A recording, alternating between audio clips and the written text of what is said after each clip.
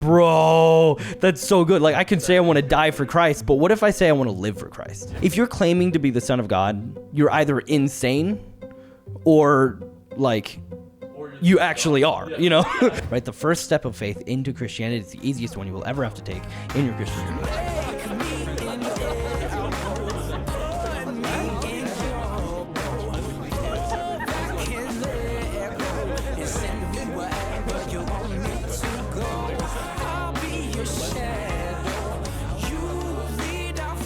I don't know how many times have you told your story on this podcast, because I want to hear your story. Dude, you want to hear my story, bro? I want to hear your story. Oh, shoot. Okay. Where do you want me to begin? So first, 9 months before my parents got pregnant, they had a fun time.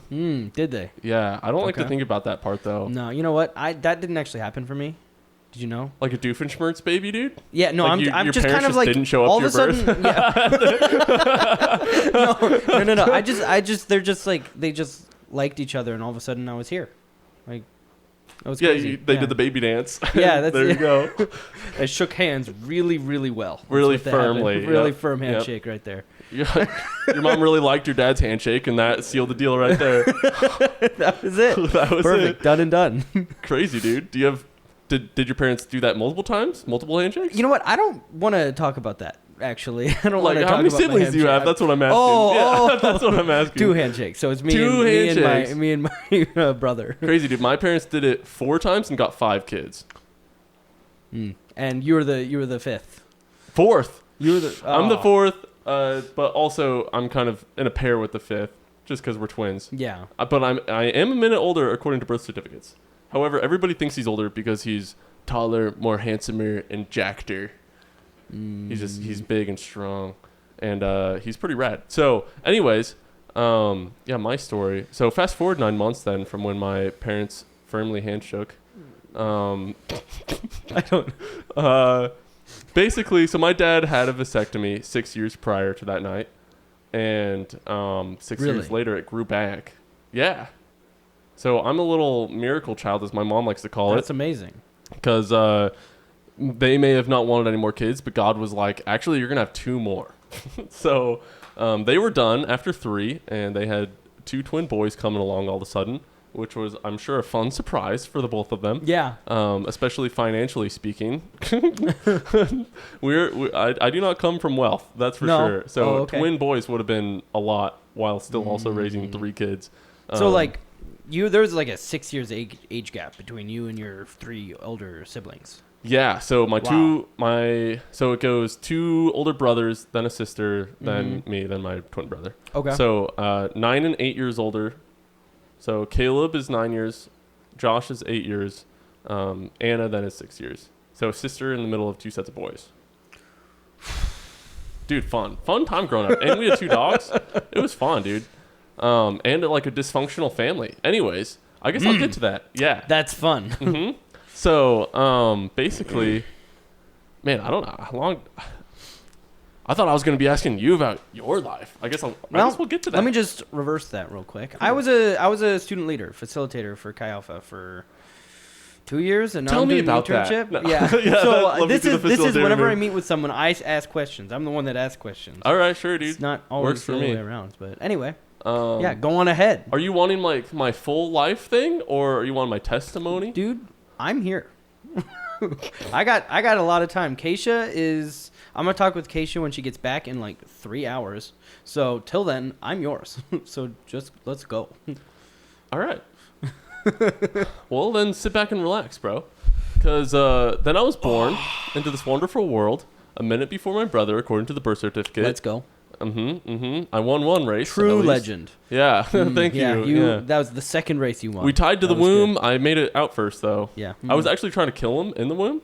Apparently, I was sucking away nutrients from him, and I came out a few pounds heavier, I think. And he ended up being bigger and stronger. Oh, yeah. It was by like first grade. He was a few inches taller than me, and ever since then, he's been always many inches taller than me.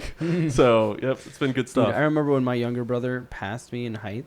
I went from like being so my brother, for context, he is like 5'11", and I'm like almost 5'10". I'm like, just almost 5'10". So my brother, I remember he was like in high school, like junior year is when he made it to being like over 100 pounds. Like he's so skinny. Whoa. Yeah. like you think Will's skinny, like Strickland? Yeah. Nah. Like he struggles to gain weight. Take the He's one of muscle those. off of Will, and then you have my brother David. Oh, crazy. All right, cool. So, my entire family, we're a gain weight kind of family. We struggle for sure. Our bro, metabolisms are slow, dude. I feel you, dude. When I eat, I gain. I will eat a quarter pound of cake and gain 3 pounds. I'm like, I'm literally making like matter right now. I went to Vietnam for 2 weeks, came home 10 pounds heavier. That's good. It's ridiculous. I know, it's ridiculous. It's so annoying. I eat too much. Yeah. I am definitely a glutton, unfortunately.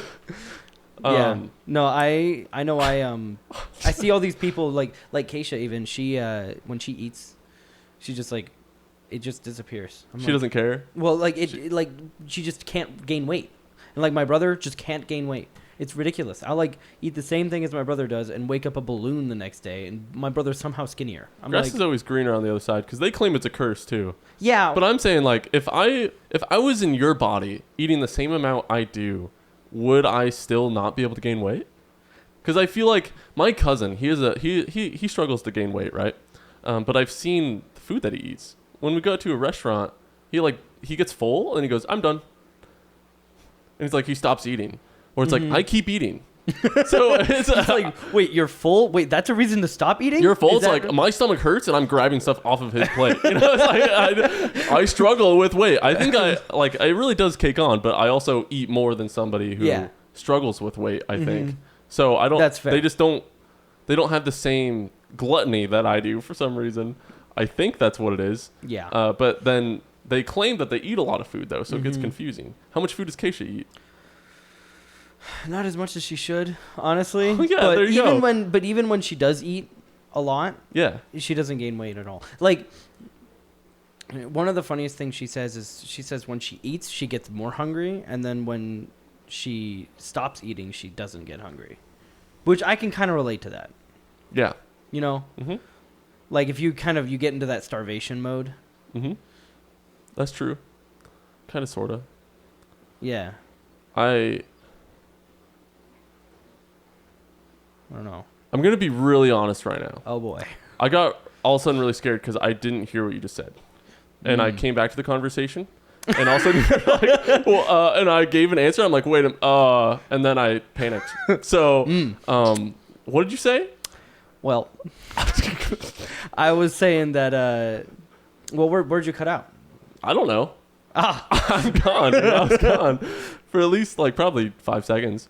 It was just the moment right before you asked me a question. That's the worst. Yeah. I hate it when that happens. Well, what did I say?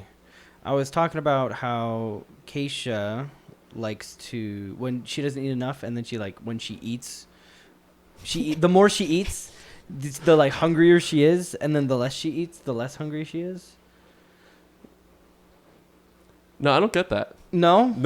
Well, have you ever gone a day you're just kind of don't eat breakfast? You're I have fasted where it's when I think a lot of it is mental. Have you heard of the micro gut biome or whatever? Oh yeah, I graduated microbiology as my major. Oh yeah, I had a class that was called microbiome. Okay, so correct me if I'm wrong then. Mm-hmm. Basically, John, no, yeah, John is not with us today. That was fun to say really formally. John is no longer with us for the time being. Yeah, he may be dead. We don't know. So there's little bacteria friends in our gut, yes. Right? And depending on what we feed them, certain types of them and or species of them will take over, and then somehow they send signals to the brain of we're hungry, and then so you're really not feeding yourself, but you kind of, when you get into cravings, it's feeding your little bacterias because they kind of manipulate you that way. So when you kind of be like, nah, I'm not going to eat, and you kind of mentally convince yourself that you're not hungry. I don't know. It's I fasted for 3 days. That was the longest I've ever gone. Yeah. And it was, I didn't feel hungry until I knew I was going to eat, within the next 4 hours. Like Really? I felt different. You know, when you're fasting, you definitely feel different, especially like in your head. Yeah. But there's like almost like a lightheadedness that kind of comes along with it. I feel like after the first day, but it's I don't feel hungry. Like my stomach doesn't growl, not a single time, until I'm thinking of food, or I'm thinking that I'm gonna eat some. So I think it's a lot more mental than people give it weight to, if that makes sense. I mean, Jesus fasted for 40 days, so he did it somehow. yeah. I mean, I'm sure he was suffering. 40 days is. That's brutal. I think you'd feel hungry even That's if you brutal. weren't thinking of food. Yeah. Even if you were like, I got this. Mhm. I don't. At that point, not how that you're like works. physically like you're dying. Yeah. Yeah. Mud pie would look good. No, microbiomes are cool, but I don't know if they have the ability to. There might be something they can do that very mildly impacts what you want, and I don't really know this. I didn't like take a class on like food per se and like how it affects that, but I do know that the types of food you eat when they go into your microbiome in your gut and all that, they affect which microbiome stays. So like if you eat a lot of McDonald's, right, you were gonna have no microbiome. Like it just kills everything. Oh, right. Well, I don't know. I assume, right? Or no healthy microbiome, maybe. Well, Because something's it's all going kind on of there. healthy. There's no like unhealthy per se. There's some that help you gain weight quicker, and then others that don't. Right? Oh, okay, yeah. But I always thought so I of guess it it depends on what you consider healthy. I always thought of it more like certain bacteria would be able to break down certain foods easier because they're all helping you break down that food, right? And Yeah. dissolve it, getting it ready for digestion and stuff. Mm-hmm. But it's like, let's say you've been eating McDonald's every single day, and then you go eat like a piece of celery.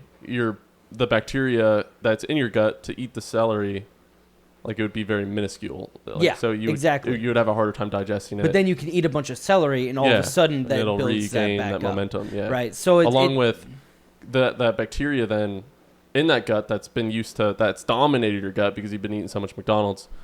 It would be like, we need more McDonald's, as they're dying, they're starving to death. And then if you don't go eat McDonald's, the craving will go away. Mm-hmm. I think. I mean, yeah, it does, but I think it's more mental. I don't think it has to do with gut microbiome. I think it just has to do with your body's used to digesting, right? And used to doing. If you get a lot of Taco Bell or you just eat a lot of pizza or something and you go a while without pizza, you're like, man, I kind of love pizza. Where's my pizza at? Your brain's like, dude. I'm looking for this I'm looking for this nutrients. Where's it at? You know? Nutrients, right? Yeah, whatever you consider it, maybe. I don't know. God bless us. And then I don't even know what happens with or sugar if you because I can love consider sugar. it food. Dude, Oh, I love dude. sugar. I don't You even kidding me? like. My body's like, why are you still eating this? And I'm like, because it's delicious, and that's it. Yeah. And then I It's have addictive. noticed That's what actually, it is. if I just ever take like a drink of water when I want a soda, my like soda craving goes away, and that's so sad to me. Dude, I've It's never so been a sad. soda guy. Really? No. Dude, I love it. I wasn't. Not into it. And then my roommate started buying soda, and then I pay for internet as long as I get to eat his food. That's our deal. Yeah, there you go. And internet just went up, so I've been eating a lot more food. And so, That's crazy. but he gets sodas, and I was like, okay, I can have like a soda a day, right? And so I started eating more soda. You're still stuck on. I guess that's a fair deal. I don't know how I would feel about that. It's like just an extra bagel was gone every day. Just well, for him, yeah. guess the internet went up. Start using my mobile data. Yeah, I don't actually eat very much of his food because I always feel bad every single time, even though I'm paying for it. Like internet's $85 a month. Like Oh yeah. I get $40 of food. But what does that look like? What are you every paying single week? for? It's like- $40? How do you do that? What are you buying? Because at Winco, here's the thing. Okay. You're not gonna like this. Nobody has had a good reaction when I tell them. But I've been eating when I'm home and making my own meals. I make and eat one meal a day, and it's 8 eggs. So, but here's the thing. So it's like it's one big meal. What? Yeah. Hold on, I think I'm gonna need you to say that again. You said you eat one meal a day, Yeah. and that one meal Mhm. is 8 eggs. Yes, sir. Is that like in the morning or? No, it's like usually around like 1 or 2. Yeah. So like in the morning, I'm chilling. I don't wake up hungry, and then around 1 or 2, I'm feeling a little peckish, and I go, okay, time for my eggs, and then that carries me to the next day. I know judgment is a sin. No judgment is a sin? I know that judgment is a sin. Oh yeah, yeah. Nobody's responded with like a good job for that. Hard struggling with that right now. Yeah, that's I'm gonna totally be honest. fine. I am. As far as I'm concerned, I'm feeling I could defend myself. Do you have like toast with it or anything, or do you just like stick eggs in a glass sauce? and just I like hot sauce. go for it? Hot sauce. When I moved in here, it's probably like a month ago now. I learned that you could put garlic powder in eggs, and that like revolutionized my entire garlic life. powder is everything. It's like it goes good in everything. Yeah, it is just everything. My third eye has been opened to garlic powder in the past month. It's amazing. I can't believe I've existed without it. Garlic salt. Yes, it's just pre-mixed garlic powder and salt. Oh, I don't buy it cool. because I just put salt in it. Yeah. But also don't really like salty foods as much. But Winco, they sell packs of 60 eggs. Yeah, no, they're huge. I used to get them. Yeah, so I've just been buying those, and if I eat like 8 eggs a day, like each one of those packs will probably last me almost a week. So it's probably about 4 of those, and maybe a half a month. That's like a $60 budget for food you are for a month. Chicken's menace right now. Well, there are 8 chickens out there. It's just like our job is Josiah. That is all we're doing. Amen to that, dude. They're doing a great job. I wish I can eat their meat too. That'd be good. Dude, well, why don't you cook it? That would be a great start. I cook the eggs. I don't just drink raw eggs. Well, yeah, you could chicken, also cook the chicken meat, though. You could, like, buy chicken meat and change it once. Nah, because, like, the same price for a chicken is the same price for 60 eggs. It's the same price for, like, one meal, according to... I mean, a whole chicken will last you a while, but still, eggs are nice. Because here's the thing. With eggs, they have everything in them to sustain a life. So they have everything in there. It's just say it's perfect. It's got everything I need. Do they?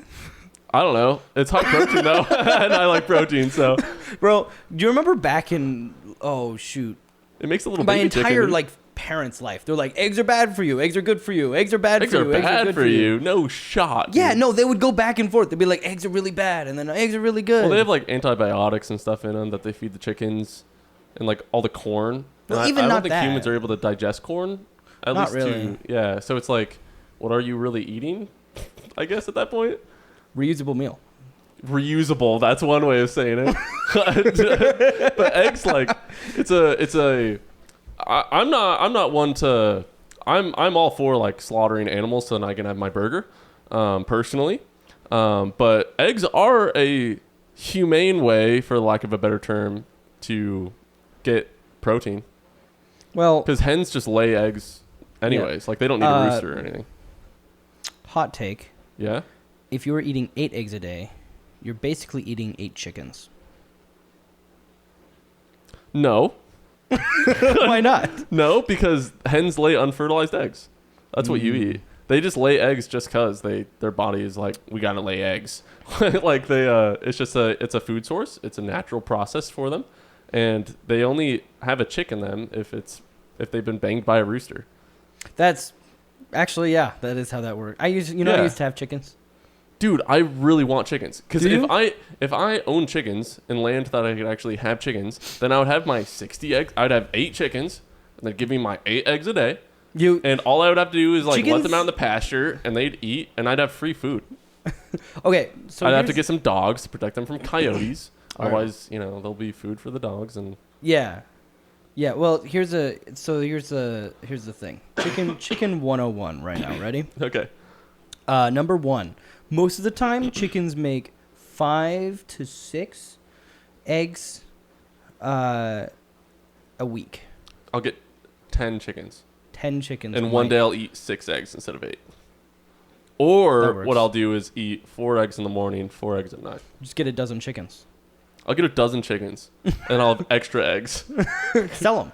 Yeah, that's how you pay for the chickens. You don't even need to refrigerate them when they're like that. Yeah. Straight out of a butt of a chicken, dude. The poop still on it. You just put it in a carton and let it sit there. Dude. And unless you refrigerate it, it could just chill there for. Well, yeah. I mean, that's actually how like English and like a lot of European, I heard, countries have their eggs. They just like set them on the counter. Yeah. Yeah, dude. Yeah, there's like this film on them when you like. There's something going on with it. Yeah. I don't know what it is, but the eggs I get and eat are like antibiotic filled, corn fed. You know, they didn't see sun their entire life. They're like bleached. Yep. All sorts of good stuff that I'm putting inside of me. Oh yeah. Very, very healthy for me. Oh yeah. I love my overlords. Do you have any? Do you ever have any vegetables at all? Nah. And this is your last podcast right here. Hey, I mean, I've been living so far. Do you know who Andrew Huberman is? No. He's like a nutritionist scientist dude. Okay. And I really respect him because he walks his talk and he actually goes through what he recommends to people, like himself. Okay. You know? And he lives it before he recommends it, kind of thing, to see how it affects his own body. And he talks about carbs being like the big enemy and how the food pyramid has been a big lie that we grew up with, where the food pyramid that we grew up with, it talks about how, or it shows that carbs are like the basis of our being, right? Our health, if you will. Where protein and meat is at the top, meaning like it's the least amount you need. Mm-hmm. And he's basically saying how that's actually flipped. It needs to be flipped because meat is apparently better. Where carbs, basically, he was saying how meat, cholesterol, and fat, you know, like fatty acids and all that jazz, it's been demonized to a degree of, basically, it's been the big baddie for all the heart disease and all the death in I think heart disease is like the leading cause of death in the United States. Yeah, that doesn't surprise me though. Yeah. Let's be honest. Yeah. But it's blamed on meat and fat and all that jazz, where basically his argument is, well, carbs, what it does is that it makes the veins sticky, like literally. Oh, really? Yeah, where cholesterol will stick to it and other fats will stick to it. Where if you just go off of a fast and just do a carnivore diet for a while and only eat meat, not only does your body not become inflamed to fight off that sugar and you won't bloat, which leaves you, and your insulin won't spike, which keeps your energy level stable. And you also have bonus energy because your body's not fighting off inflammation. Yeah. Your veins will eventually unstick and those blockages or whatever's on there will actually break off, and you can kind of like reset your system that way.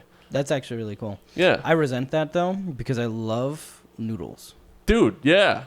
I love all the pastas and carbs and bread, and I just choose to eat my 8 eggs, and I have, you know, I haven't felt anything other than positive in my like body feels, if you will. I don't know, in my energy levels, I feel good.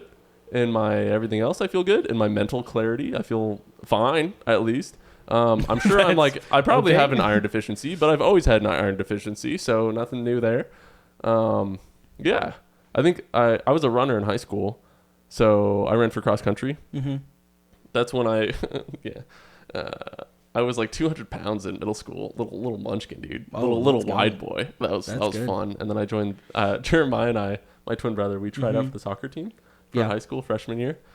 We failed completely and didn't make it on the team. Nice. Yeah, we were two wide, chunky boys, dude. Dude, that's so good. We joined the cross country team, and that slimmed us up pretty well. Not only that, but hitting puberty helped, and we gained height and we were running. Okay. So we lost all the weight, but I had a point to that. I don't remember. Anyways, back to my life. I guess. Wait, hold real quick. How tall are you? 6 foot. You're 6 foot. Yes. All right. I'm like 200 pounds right now, and I'm 5'9". I was just talking about this. 5'10". Really? I'm 5'10". You wear it very well. Thank you. Yeah, I would not have guessed that. You if you had to guess my weight, how much would you guess? 180. That's about what I am. That's what I have been normally. I look pretty similar. The only difference I can really tell is in my face when I'm 180. My face is less round. Yeah. My face gets very round when I gain weight. Mm-hmm. It widens up pretty quick. Yeah. I don't like how it looks, so I get all self-conscious, and then I have to lose the weight again. Then I go on my 8-egg diet and lose the weight again. Yeah. No, my dad always said I was big boned, and like literally big boned though. Like he said he would like we had like wrestle with, like, I would wrestle my dad and my brother and everything, and when we'd, like, you know, You're pretend strong, dude. punch like my arm or something. Mhm. He's like, when I punch you, it feels like I'm hitting a wall. When I punch David, it feels like I'm hitting a pillow. Like, he just kind of goes through, and he's like kind of light. His bones are built like birds. They have like holes in them, you know. Oh gosh, dude. You know how He's like porous. Well, yeah. At least I mean, He's imagine he's so light. It's ridiculous. Skin and bone. And then You're big and strong, bro. I got that muscle. Do you work out? No. Dude, you gotta. I hate working out. What do you mean? I hate working. I like basketball and doing active things. Like, I just got back from a dirt bike ride today. Yeah. I took a shower, so my hair's all like this. I didn't notice, bro. I almost combed it, and I was like, Hair looks good to me. never mind. It's always curly like that, isn't it? Yeah. All right. It like only curls up after work. Yeah. No, it's always pretty curly. It used to be wavy, and for a long time I was denial because I wanted straight hair, because I thought people with straight hair looked really cool. I just didn't know how much work went into straight hair. And I've always been envious of curly hair. Yeah. I've always thought like curly hair Everyone it's like curly hair alone is a style, Mhm. and it's just you don't have to worry about it. It's just I mean I'm sure it hurts to like get all the knots out and stuff, but otherwise you're chilling. Well, if it's short, you don't ever have to get knots out. It's fine. There you go, dude. Just pull out the hairs. It's always seemed easier to me. So grass is always greener on the other side. Yeah. One of the things I'm toying with though, my dad I think would actually kill me, but one of the things I'm toying with is growing it out to be a ponytail. I think I could actually pull off a ponytail. Oh, okay. Yeah, you with your bike too. That would work. Yeah. I don't know. I could see it. Yeah. I see it. Like, I could see me wearing a ponytail. I'm more of a and just working go out. bald kind of guy. But you know, Why are you like that? why am I like that? Why do you think that? Well, there's a few reasons. Mhm. The reason why I did it, there really isn't one. Mhm. But there are practical implications for why I might end up keeping it. Okay. First of all, it's way easier in terms of like self-image and confidence. You know, I don't have like a bad hair day anymore. You know what I'm That's a saying? good I'm point. not worried about how my hair is looking. a good point. It always looks the same. There's Mhm. just skin. Yep. There's nothing going on up there, so I don't have to worry about it. Perfect. It's really comfy. My pillow is extra it? soft now. Is it really? Because I could feel all over my head. It's kind of nice. Well, I know, like, when I don't shave for a while, I get like little fuzzies, and that's super uncomfortable. Does that happen to you? Yeah. And Yeah, on that your does head happen. too? It's like very hooky. It's like Mhm. it feels like Velcro. Yeah. Mhm. That can't be that comfortable. So you have to Nah. make sure you're shaving every day. Not every day. I do it like every 2 days or 3 or so, depending. Excuse me. Depending on how lazy I am. Yeah. No, I mean, that makes sense. I There we know go. like shaving my face takes forever. I have a horrible shaver though, so it does not work very well. I just use like little disposable razors. Oh, do you? At least for my face. Do you have like the shaving cream too, or do you use like Yeah. the soap? Yeah, I do shaving cream. Dude, I I thought you were gonna just raw dog it, just You're dry right. it. Well, even. dude, Just my dry dad. What my shave. dad does is he barely uses electric razor anymore because he just washes his face with soap, and then with the soap in the shower he just shaves real quick. Yeah, And that's what then- I do it all in the shower. You do this your head in the I shower. do the head in the too. shower, and then since I started doing the head in the shower, I started doing the face in the shower too. Okay. Do And you I've ever? just gotten used to like feeling it out, trying to figure it Mhm. out. Because usually I'm always going off the. I know right now I missed a little spot under the nose. Yeah. That But don't look happens. at that. Stop! Stop! I'm insecure. Dude. But then Do you ever cut your head? Like I with a didn't razor? think I did until I was buzzing Brad's hair just a few hours ago, right?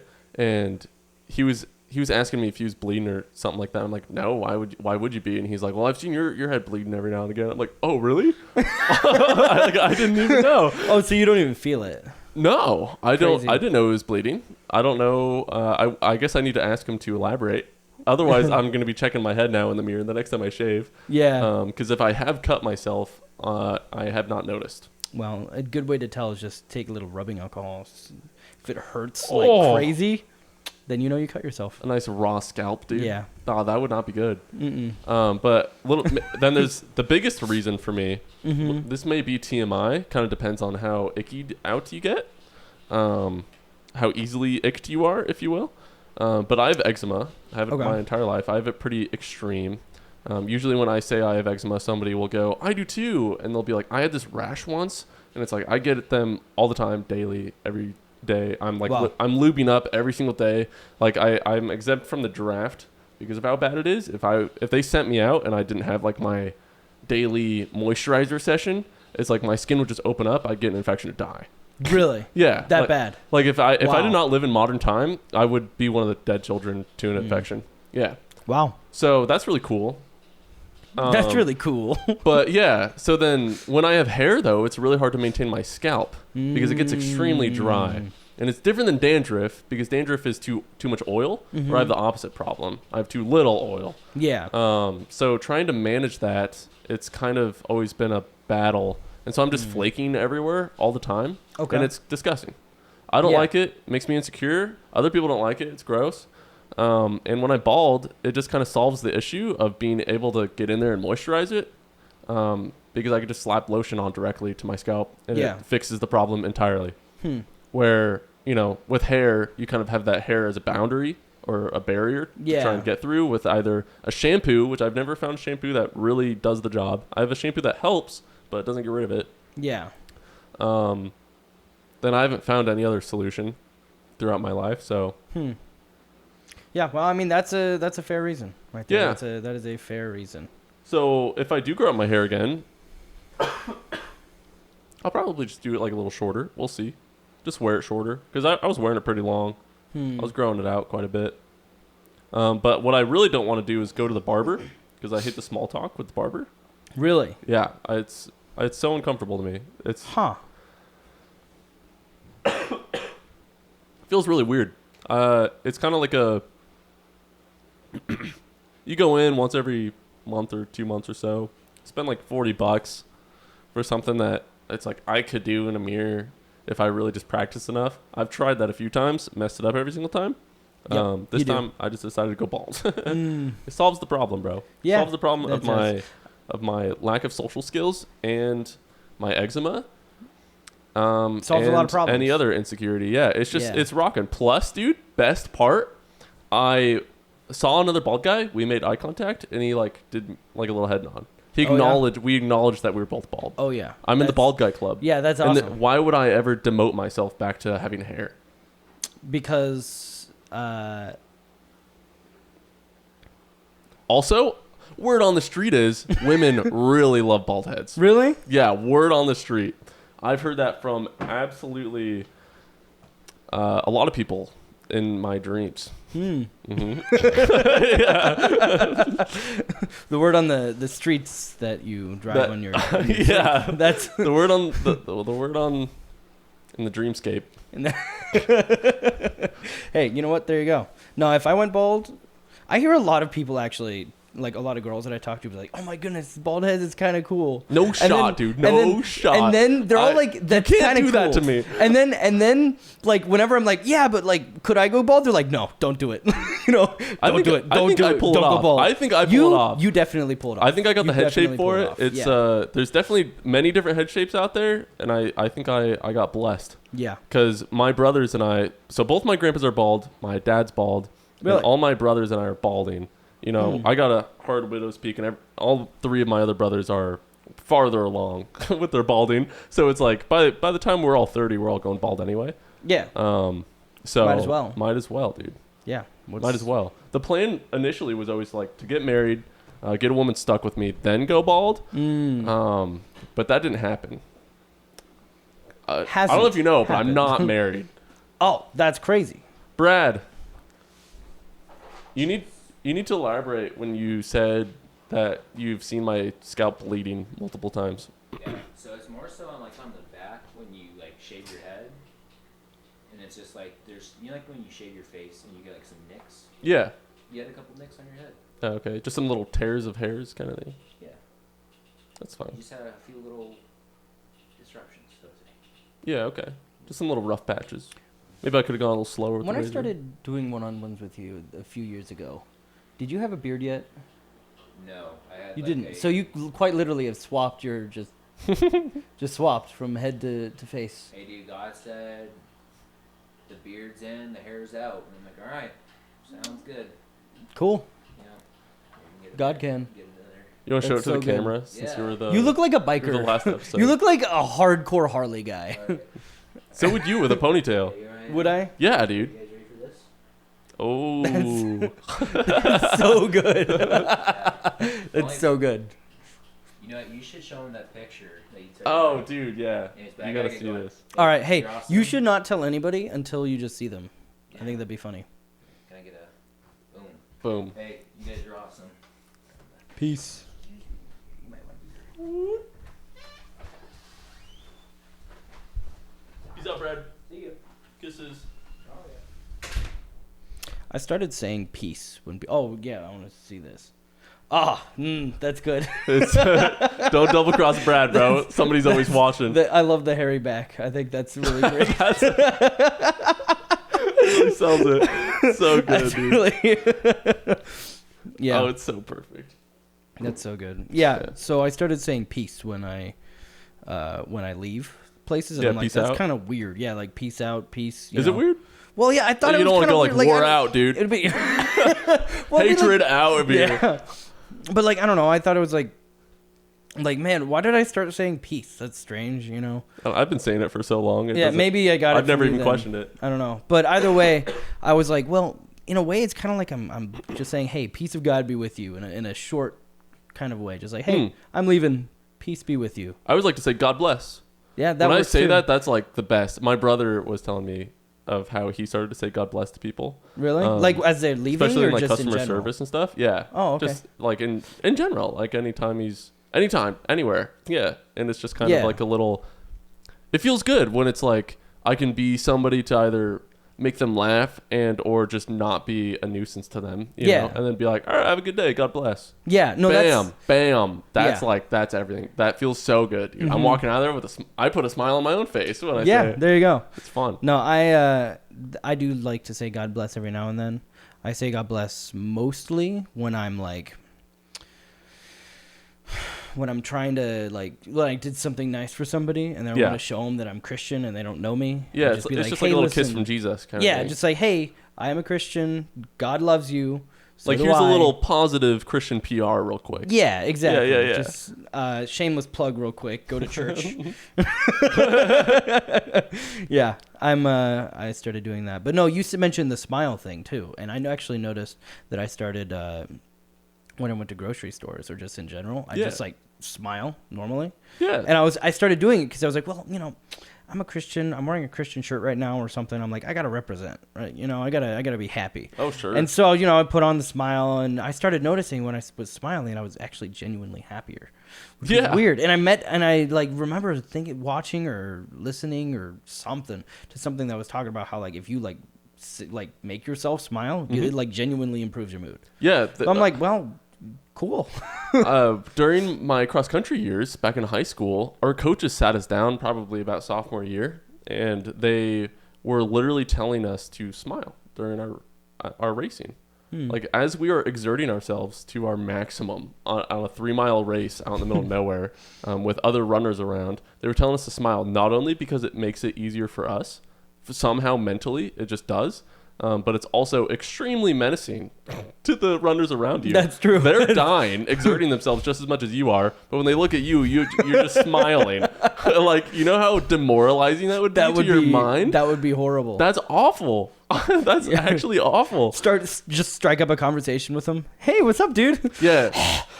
Well, there was like fun strategies that we would do where a lot of the time, if you had somebody with a similar time as you, you'd run with them for the race and you'd be pushing each other. Okay. And like, you know, you'd kind of switch off a lead. But when you would be passing somebody, you would go around them at the same time. And so they'd watch as two people like go around them closely. You know, you'd like rub shoulders with them almost. And it's just, I've had it happen to me before. It's not a fun feeling. That's dude. brutal. It's brutal. Yeah. You're like 2 miles in, you're feeling good, or maybe not even, depending on how your race has been going. And then that happens to you. And it's just bad, dude. It's bad, you know. Do you still run? I need to. I am very, I tell myself I'm going to, and then I don't. Yeah. So do I still run? I have like recent times upon a go. Will I again? Yeah, probably. How long have you been saying that? A while. Eat something other than eggs, and maybe you'll have the motivation to. Yeah, to run. right. I do love running. I do. You said you don't like working out, but have you ever done it for consistently for longer than 2 weeks? Yes. Oh, really? Yeah. Oh, okay. It's basically like the gym, like lifting weights. And people keep asking that. Just like, yeah, do you ever go to the gym and you like for like a longer period of time? I did for like 2 months once, just like straight 5 times a week. And you just hated it. Try running. Well, it was fun. No. That would be so much worse. No, running's way better. It's so much worse. No, because it takes away the social aspect of it. Because even at the gym, if you're not talking to anybody, there's still people around, which is weird. But if you go and it kind of adds like a, I don't want to be too loud. I don't know. It's like, at least in my head, I get hyper aware of my own actions and what I'm doing because I don't want to cause attention to myself. Or when you're running, especially cross country running, you're out in the middle of nowhere. There's no other people. You're sitting there heaving to yourself and listening to music or a podcast or something like that. And it's a good time. It's like after you get used to it and for me, it's probably about 2 weeks in after like a long hiatus where I begin to enjoy it again. And all of a sudden I find myself like craving it, where it still sucks in the moment.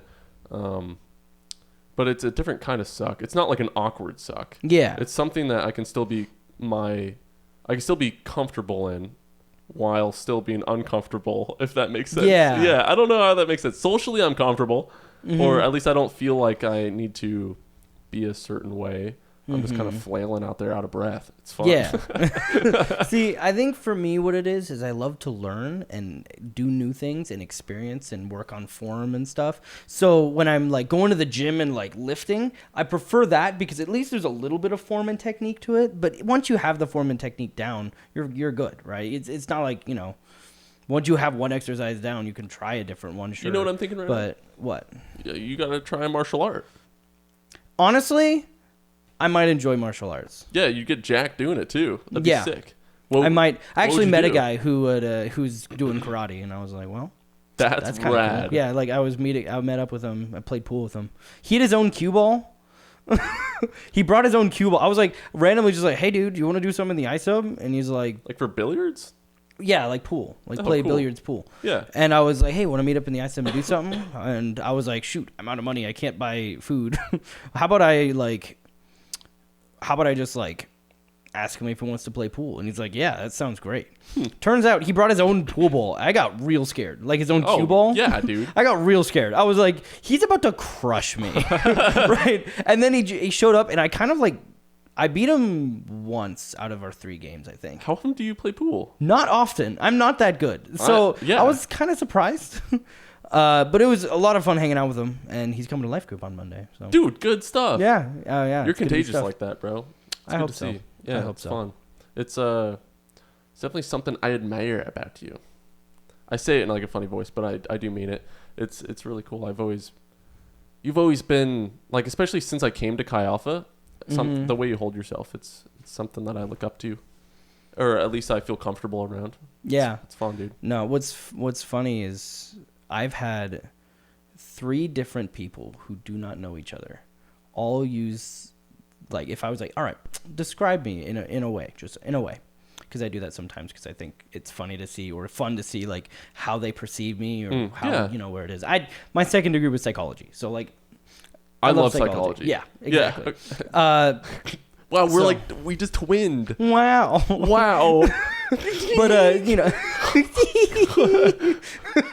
no, but I that's so sometimes I ask that, and I've had multiple different people use the term teddy bear because I'm just like soft, cuddly, and I think I'm not that touchy, but I am like just that feeling of like comfortability. I've had a lot of people say like, "Oh yeah, no, I feel like I've known you for I feel like I've known you for like 2 months. Even it's been like 2 days." Yeah, that's a great way of describing it. Yeah, no, it's a really fun God like blessed gift that I can have, especially because I want to go into therapy and being able to sit down with somebody, and if 2 hours can feel like knowing me for 2 weeks, then that's awesome. That's right.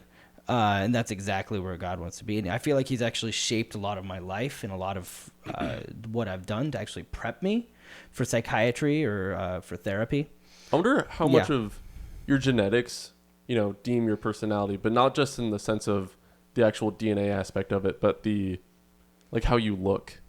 and how you just kind of hold yourself naturally. I don't know how much of that is from the world that we experience throughout our life, or like, because the way people look, you know, brings on different prejudgments, if you will, of their character or what to expect from them. Yeah. Like I probably look like an ex-convict right now, which probably is not like the safest vibe right off the bat.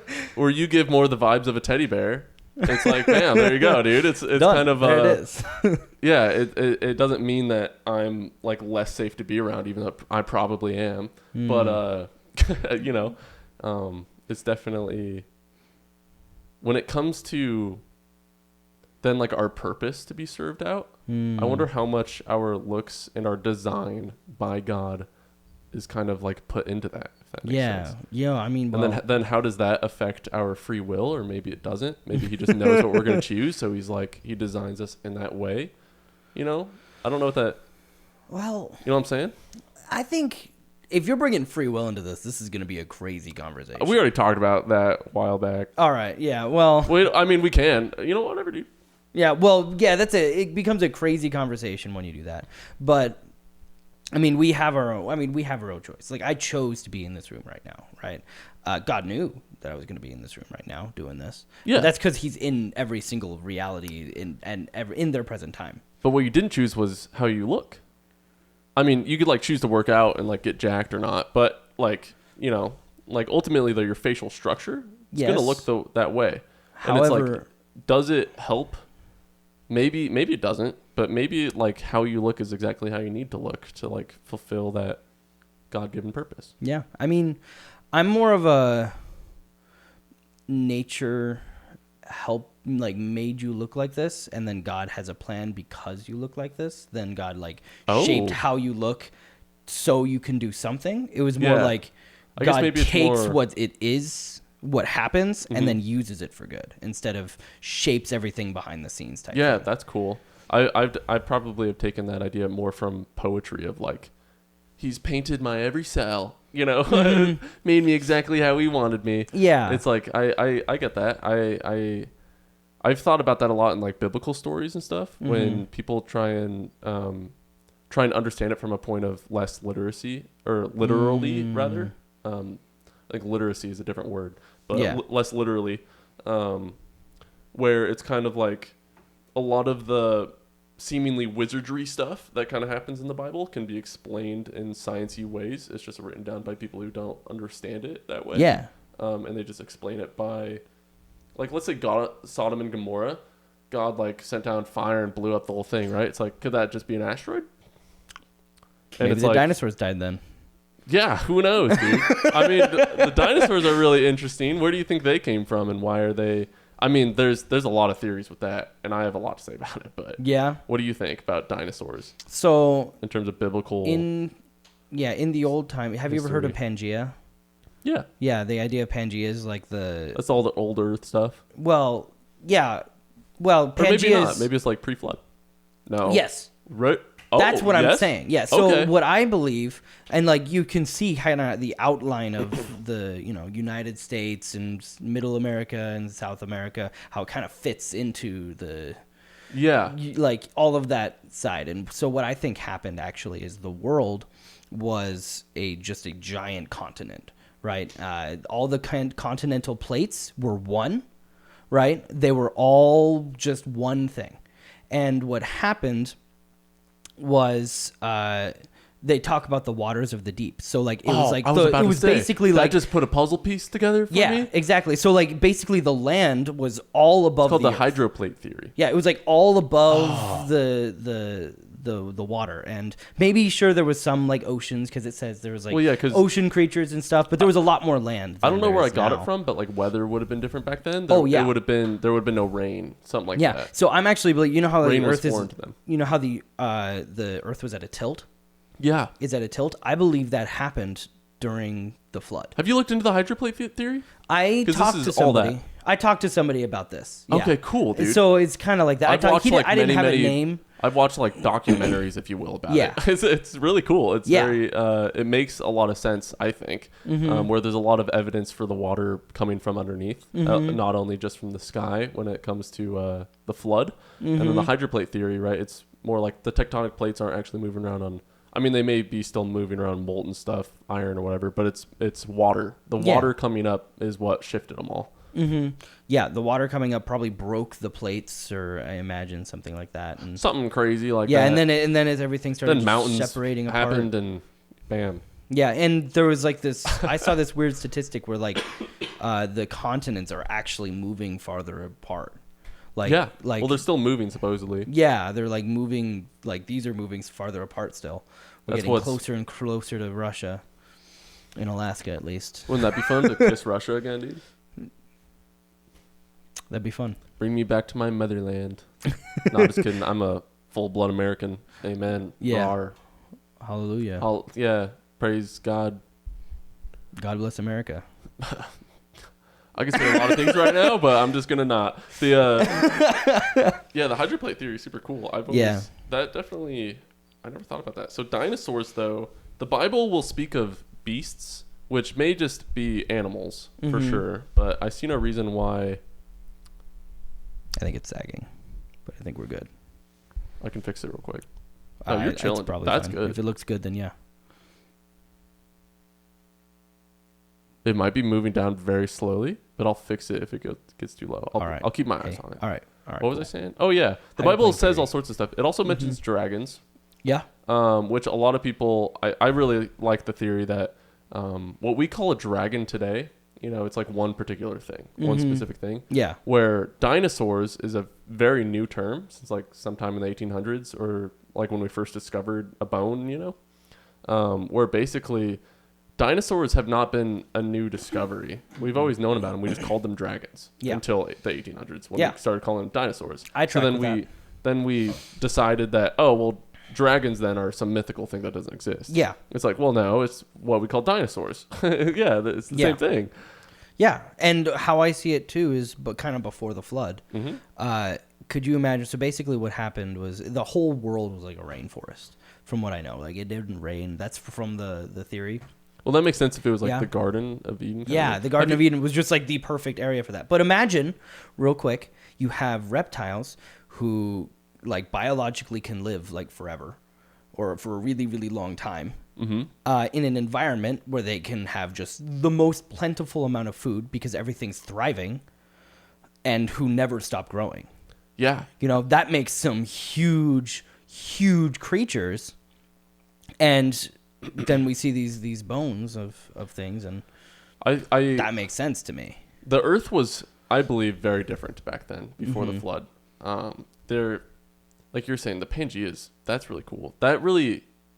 So do you think it's an older thing, or do you think that could have all happened then in 6,000 years? Because the flood would have been such a huge event that would have aged the Earth in many ways. Yeah, I am 6,000 to 10,000 years. That's what I believe if that's what I take. Yeah, sure. There's a few reasons for not just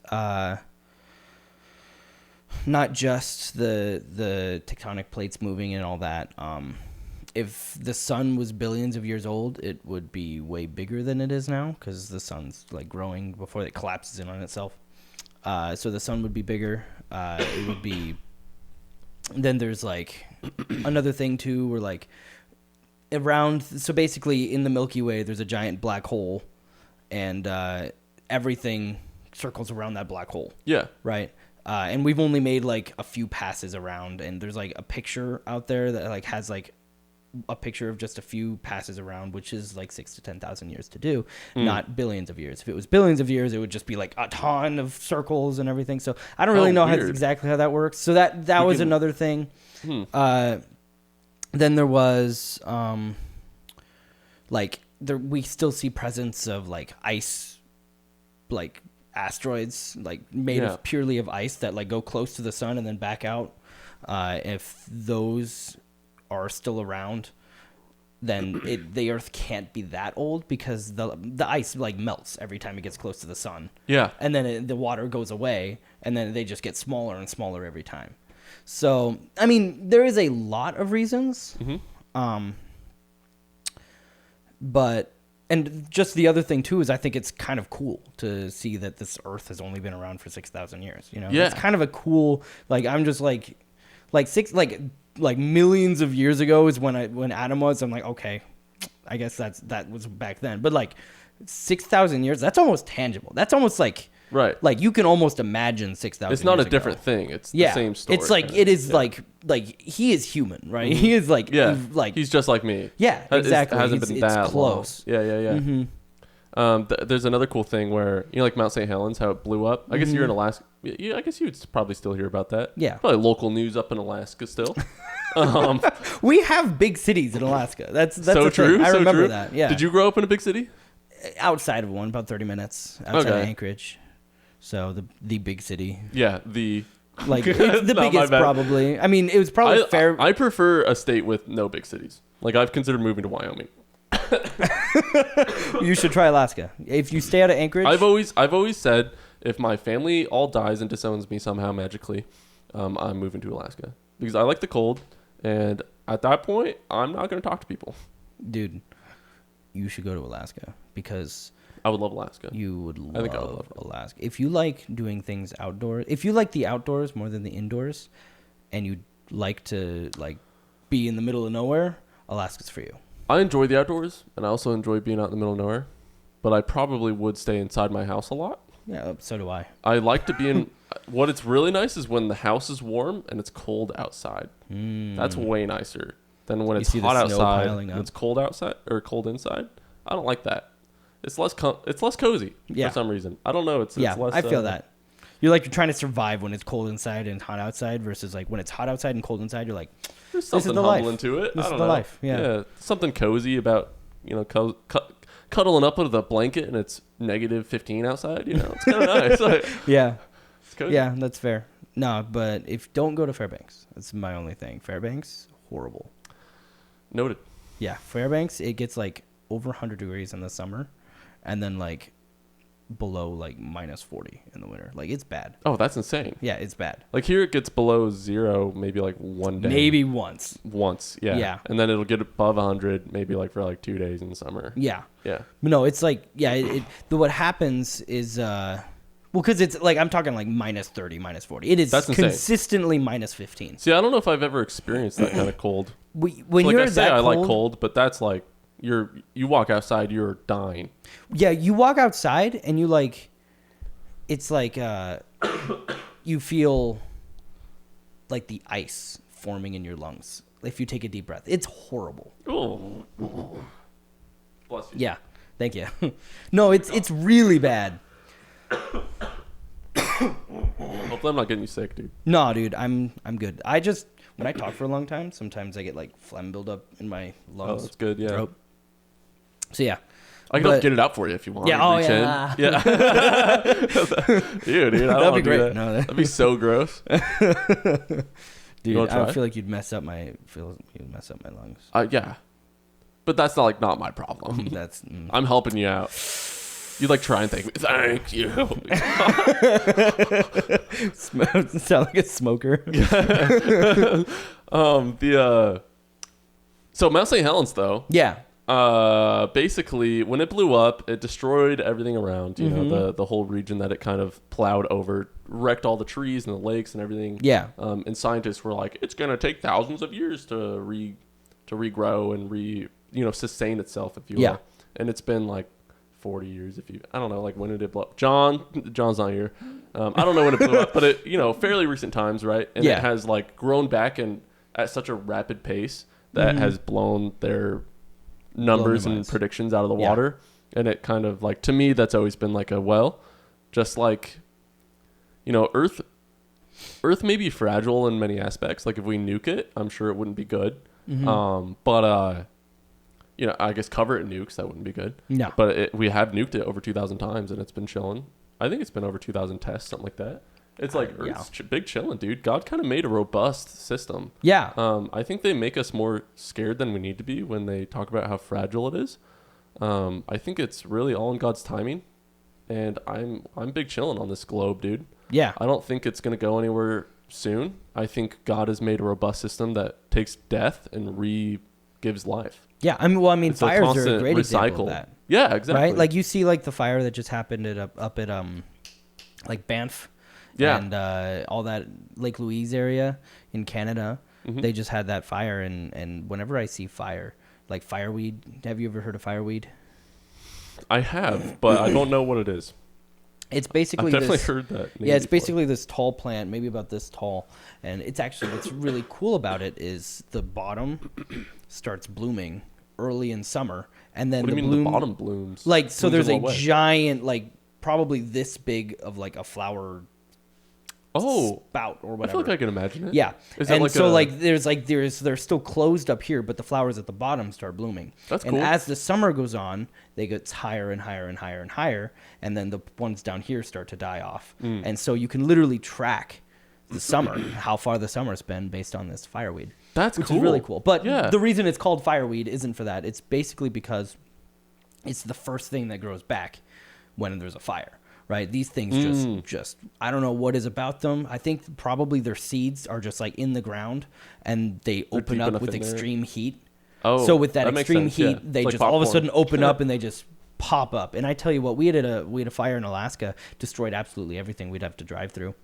Around 2020, actually 2021ish, because I remember it was like during COVID, we had to all wear masks, right? But it wasn't that bad because it was super smoky in Alaska anyway. Yeah, sure, yeah. So we was like, well, it's probably better Yeah. for our health anyway. So we ended up we just ended up doing that. And I know like in like 2 years, like it was just, the fields were just green and purple because the flowers are purple. Cool. It was yeah. just green and purple everywhere, like flowing in the wind, like the wheat fields out here. All the fireweed. Yeah, all the fireweed. That's It's so yeah, cool. they're all like fully grown, and then the trees all come back too, and you know it is amazing how nature just automatically just like, oh, opportunity, whoop. Yeah. Well, there's no trees here. Well, don't mind if I just sprout up and take all the sun, dude. The Yeah, free sun. and then you know the fireweed, other things come up later and replace it. Now we have like a bunch of different plants there. Yeah. Fireweed is, you know. Yeah, birds do their thing. They eat seeds and they poop, and then all of a sudden there's plants. Yay! Yeah, there you go, done. Yeah. And no, it's absolutely super cool. So yeah, no, the Mount St. Helens thing. I did actually hear another thing about Mount St. Helens about carbon dating. About basically they are able to basically find out when it's solidified based on carbon dating.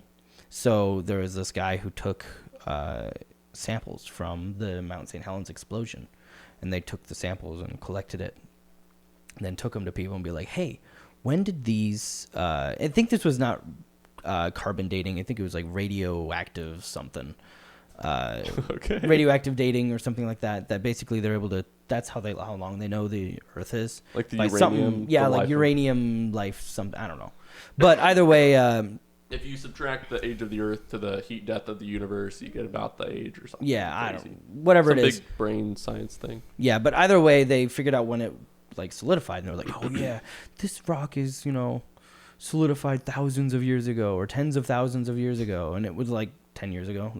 Yeah. From right. like Mount St. Helens, like he was like, these are from Mount St. Helens, Mhm. and they were like, well, that didn't work. Yeah, carbon dating has shown time and time again to not be reliable. Yeah, no, there's a lot of like, Not only that, but when they do claim it's reliable, it's like 100.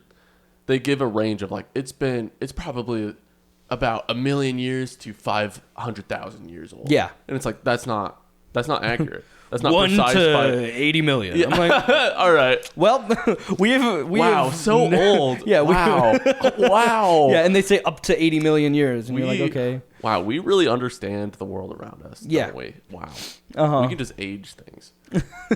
Crazy, dude. Yeah, and I mean the way that all works is just like the decomposition of everything, and kind of the way it works math wise, like the half-lives, if you know what those are.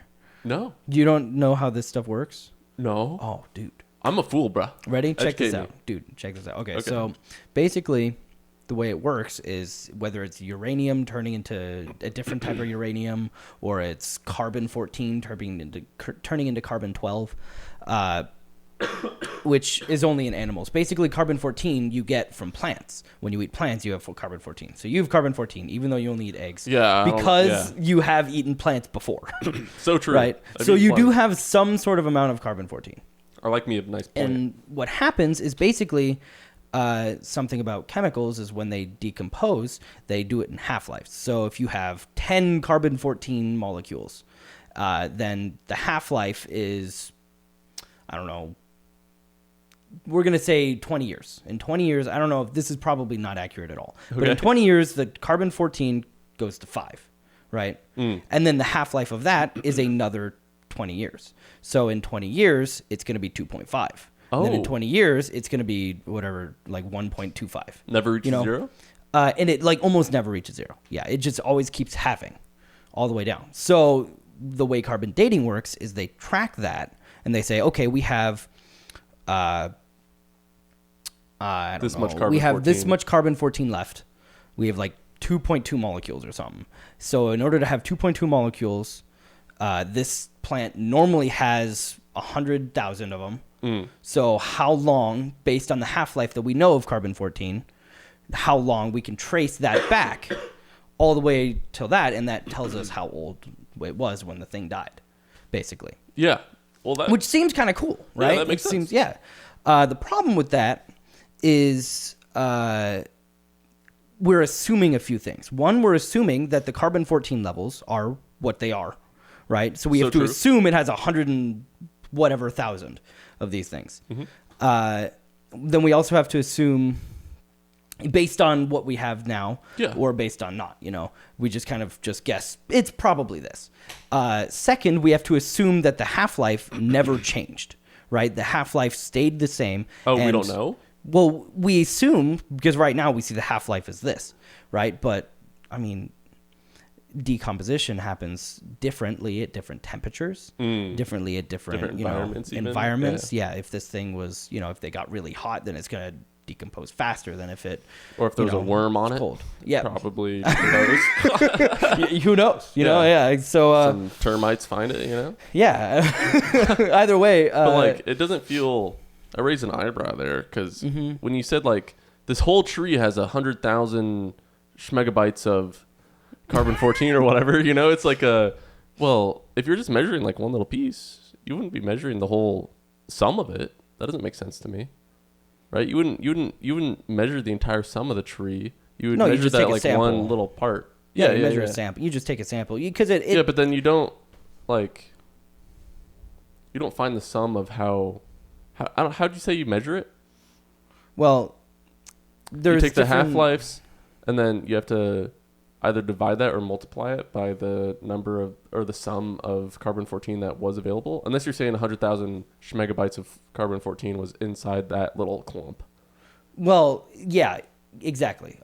It was the concentration of it. I thought you were saying the entire tree, and I'm like, yeah, but you're not measuring. No, so carbon-14 decomposes to carbon-12. So you can kind of see the ratio between carbon-14 and carbon-12, and kind of take something from there.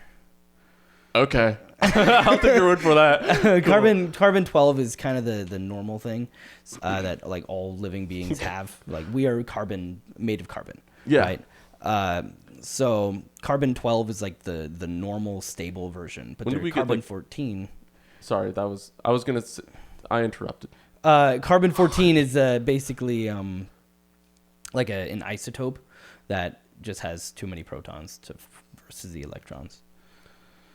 I remember in high school the words protons and electrons. That's kind of it. That's where that ends. We're getting into some crazy sciencey stuff. Let me take it to some stuff where it's more whimsical and I can pitch in. All right, let's do it.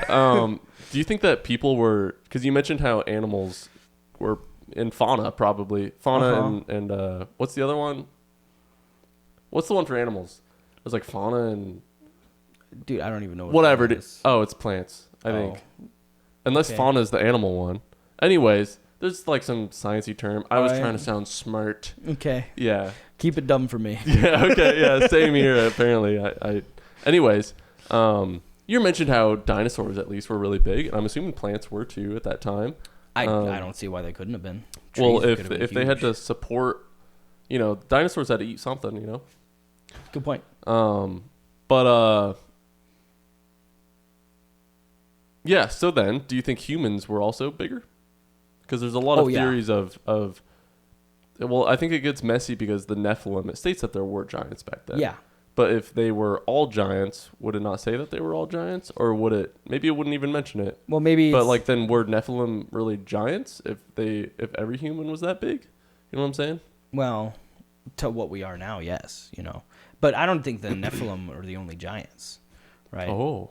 Because we learn about David, right? We had a giant, Goliath was So giant, true. right? And Except he was probably around, 15, 20 feet tall. Oh, really? Yeah. I thought they said it was 9. No, I don't think so. Oh, John, look that up. I know, but I'm pretty sure, yeah, they're like. Oh, the I didn't know Philistines that. were meant. Anytime I've ever seen them like huge, illustrated, it was always just like a really, like a, what's that? Andrew the Giant, something like that. Yeah, I don't know. Do you Maybe know I what could I'm be talking wrong about? here. I could be totally wrong, but I'm pretty sure that Goliath could be like 15 feet tall. Because I know 12, Nephilim 15 are feet. supposed to be around that range. Yeah. Which is really hard for us to even comprehend. Mm-hmm. That's huge, dude. Yeah. No. That's giant. Yeah. Literally, yeah. Yeah. Well, that's why nobody could stop the Philistines. There's this little kid David came out with a slingshot, which, by the way, That makes that story slingshots are not even the cooler. Oops, slingshots are like the little pew things. No, that he they had are. Like he was. Yeah, they were. Yeah. Oh, yeah. they He's were- packing heat, like bro. I have seen some videos of him. I'm like, you know what? No kidding. Like makes sense. I've seen it like whip. It like breaks the sound barrier. Uh-huh, Oh, yeah. yeah, dude. Oh, yeah. Yeah. So like. What a sight that would have been. Yeah, and like to someone who can like wrestle a lion controlling that thing, man, Goliath kind of didn't stand a chance. Let's be honest. So true, bro. Should have picked on somebody's own size. Yeah. Yeah, no kidding. Yeah, David was muscular and powerful, not like my brother. That's crazy, bro. Just dissing on your brother. Dude, no, David has his What? skills. He's basically a mountain goat. When he climbs, he loves to hike. He shoots up a mountain. He got up out of bed. He's like, You're talking about your brother, not like Yeah. the bit. Okay, yeah. Yeah, my brother. He got out of bed one day. He's just like, I think I'm gonna do track and field. Got out of bed that like pretty much without So he any likes training, running. right at 6 minute mile. Yeah, Like- okay. Like without explains any why he's training. skinny. Yeah, he's yeah. So he doesn't like running, but he's really good at it. Okay, okay. He loves hiking though. Good stuff. Yeah. Anyway, Me too. I said I made fun of David, so I had to put him up a little, make him better. I brought him down. I got to bring him back up. Yeah. Yeah, anyway, That's that brotherly love right there. Yeah. No, but David and Goliath now. Yeah, he found those smooth stones, and yeah, I would look it up on my phone right now, honestly. But Let's do it. Let's look it up. Yeah, I want to 'cause- know how tall he is because I've seen like drawings and illustrations, but Dude, I hope I've I'm always right. This is gonna assumed be so that to embarrassing if be. I'm not. I've never personally read the story yet. You haven't read Goliath. No, I have not. I've not gone to that point. I'm still trying to. I want to go through the entire New Testament before I read the Old, and I'm a little over halfway at this point.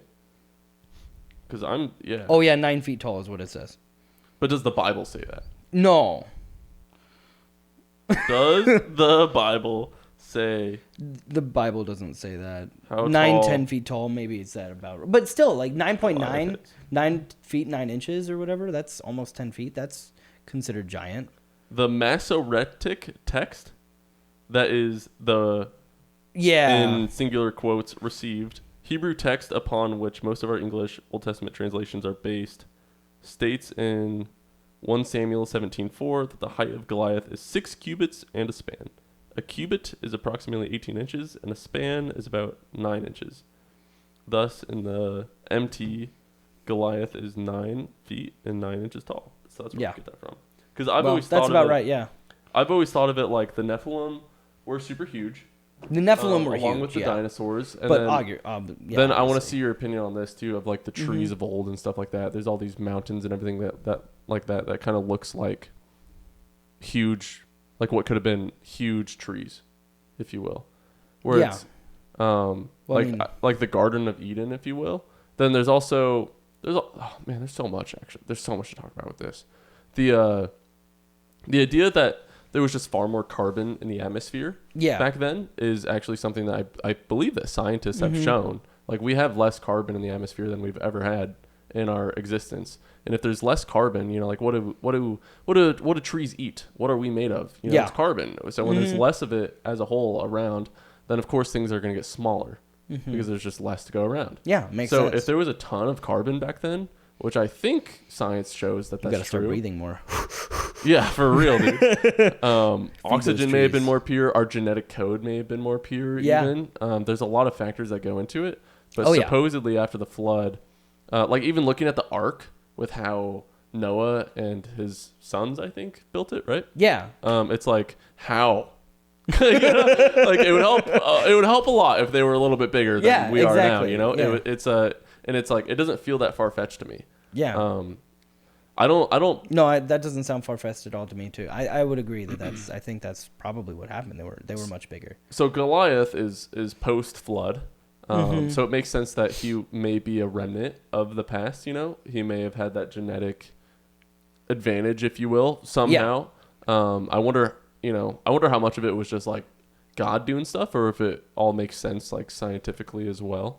Well, I mean, in a culture, natural selection is a thing, right? In a culture where, like, the Philistines were like, you know, you are, like, you gotta fight. Like, build a huge army, that is where you get your glory. Obviously, the people who are bigger, the guys who are bigger, are going to have more of a... Oh, you're fixing this guy? Yeah. A little whack to it. That's crazy. What were we talking about? Tall people. I don't remember what we were talking about, so I'm just gonna talk about this other thing. When it comes to the old Earth and the new Earth, Okay. I've always been on the standpoint of like we don't really know, but I've definitely always more leaned towards the old Earth. But I always get to the point of like I don't think we know how long Adam and Eve were in the garden. I don't think it tells us.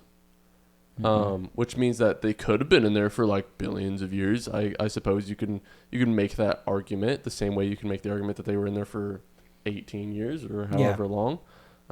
The Bible doesn't say how old they were when they left, nor I'm assuming they weren't aging while, you know, until the fall. And then as soon as the fall happened, based off of my interpretation of it, at least they got kicked out pretty soon after. I don't think God wasted time with that necessarily. He was like, "You guys are naked and you know it. Get out of my garden." Soiling it with your death and stuff. Your disobedience. Yeah. I have a few problems with that. Number one, I think that, they were fully human, right? And they don't know what's in us, right? If you're like, well, like you remember the first time you like did something. Maybe you don't remember the first time you disobeyed your parent, right? I remember the first time. I don't remember. Yeah, it's like very young. You know, you maybe did like a year, right? You maybe a year or two. Right? I'm sure I threw some macaroni at my mom or something when she put it in front of me to eat. Yeah. And I'm like, no. Nah. No. Get this out of here. I don't want this delicious goodness. College were like making that. Please, can I have macaroni? For real, dude. For real. But no, but like you cannot last that long. You know, so that's my number one problem. My bigger problem, and I save this for second, is because the Bible actually says how old Adam and Eve are. Right? You know, Adam lived to like, I don't know, but like 470 maybe. I don't know. I don't remember. But he lived for a certain amount of time. True. Right? And True. actually, if you've seen those like graphs, there's like a graph of like how long they've been alive, and this, which is really cool. Like Adam, like would have met somebody who would have known somebody who have known Noah. Like it is like, oh, that's cool. Yeah, it is like it is not that. Well, it's 1,600 years, I think, between the fall and the flood. Yeah, and so like they like 1,600 years that we really don't know much about. It's like 4 chapters in Genesis. And then there's like Apocrypha that talk about it. Yeah, so like Noah would have heard what happened in the Old Testament, like that's cool. Like second or third hand. Who supposedly wrote Genesis? Moses, right? Yeah. Did Noah ever write a book? No. I don't think there was like writing then. Maybe during 1,600 years they invented it. I don't know. That's a good point. but I don't necessarily know if there was like writing. That makes sense, especially like- not on paper or anything, like scrolls. And you don't want to write a book on tablet. That'd be So real heavy. true, dude. On the iPad, dude. Yeah. Yeah. Which, Um, how cool, by the way. Like, I'm pretty sure like the Egyptians invented papyrus. Yeah. Like, they were the people that made paper first, and the Israelites just happened to be in a spot, and Oh, that Moses is cool. just happened to have Whoa. the education to be able to write Whoa. as soon as it was possible.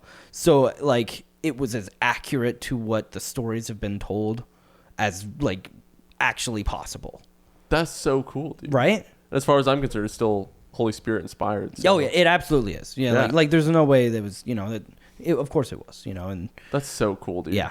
I mean, that's like the way that everything works out is just super super cool Absolutely. in the Bible, and just everything that happens. It is so in depth and intertwined with works. everything. All the Mhm. it's insane. It all it's just, literally it all just inhuman. works. Yeah. The written story of the Bible. Yeah, is I insane. absolutely love that the people like archaeologists use the Bible. It's just like, I don't believe what this says, but it's accurate, so Yeah, we're gonna yeah, use it right. to undiscover, Yep. discover like new things. Like, okay, You're missing the point, guys. Yeah, this You're is- missing the point. yeah, cool. There's but, a lot like, of people too who will like do you know who Richard Dawkins is? I've heard the name.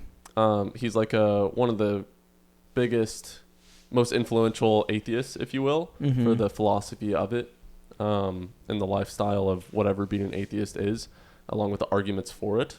Mm-hmm. And he recently came out as a cultural Christian. What does that mean? So basically, he defined it as loving. Basically, he loves to live in a Christian culture, Okay. but while having the freedom to not believe in it, if that makes sense, or the God of the Christian faith. He promotes the virtues of the Bible. All of not them? all of them, Not all of them. No. So a lot of them. a lot of them, Okay. where it's like serving others, the love aspect of it, all that jazz, right? Easy to get on board with that. Yeah, exactly. Yeah. Yeah. So culturally speaking, then with I don't know how into politics you ever get, but he was expressing his concern for the Islamist rise, if you will, in the West with all of the immigration and the refugees and stuff like that, and how Really? they are gaining a dominance. Not dominance necessarily, but they are gaining a foothold in the population.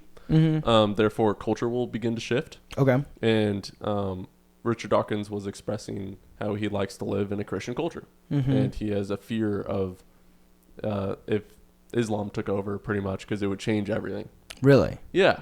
Wow. And so he was expressing how he loves to, which then basically, as a Christian, I'm seeing that as he likes to enjoy the fruit of the tree without acknowledging the tree. Yeah. Without acknowledging that the tree exists even. Yeah. So, kind of crazy, dude. That's kind of a start, though. So not only did Richard Dawkins kind of Yeah. okay, dude. Okay, actually, I'm gonna get into this Okay. because it goes crazy. Okay. I watched this whole video talking about it, Mm-hmm.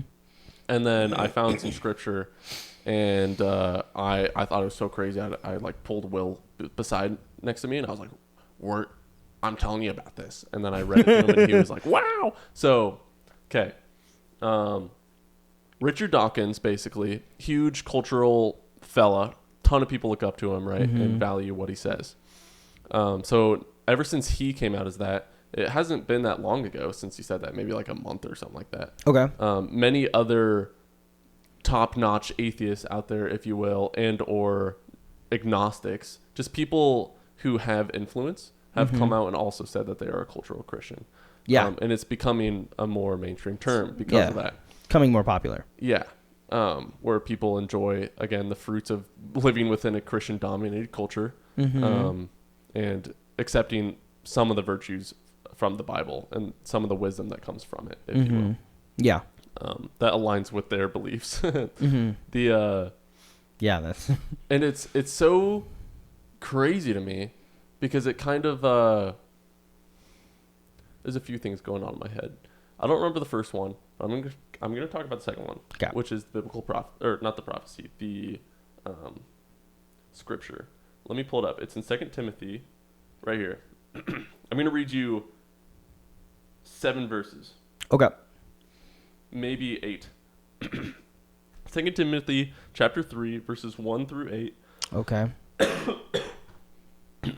But understand this, that in the last days there will come times of difficulty, for people will be lovers of self, lovers of money, proud, arrogant, abusive, disobedient to their parents, ungrateful, unholy, heartless, unappeasable, slanderous, without self-control, brutal, not loving good, treacherous, reckless, swollen with conceit, lovers of pleasure rather than lovers of God, and having the appearance of godliness but denying its power.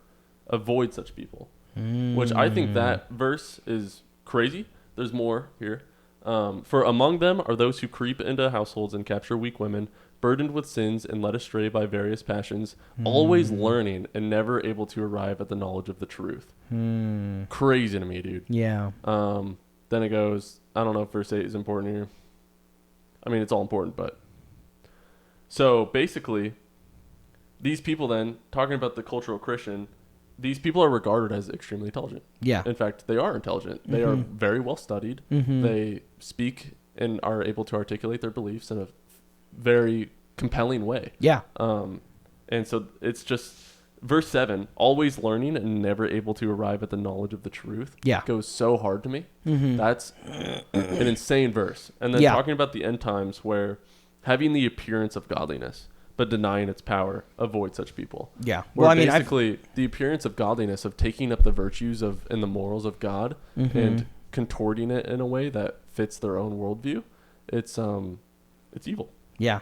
And but, it's so. Yeah. I don't know. Like I don't know how I'm supposed to react to it, I guess. But rather, it's just the Bible said it would happen, and here it is. Yeah. No, and I mean, like in ministry, I see like people only interested in knowledge, right? People are only wanting to learn more about the gospel. But one of the hardest things about the Bible is once you learn about it and you realize it's true, the Holy Spirit's got a hold now. You're like, the Holy Spirit's like, oh my goodness, hey, keep looking into this. You're on the right track. You know, because, you know, you have that, like, before you're a Christian, you have that, like, emptiness of, like, am I going to be, you know, what is the purpose of life, you know, and you can find your own purposes, you know, to make a lot of money or to, you know, be successful or whatever, you know, but before you find that, like, just purpose of like living for God, like we were created to be loved and to love God.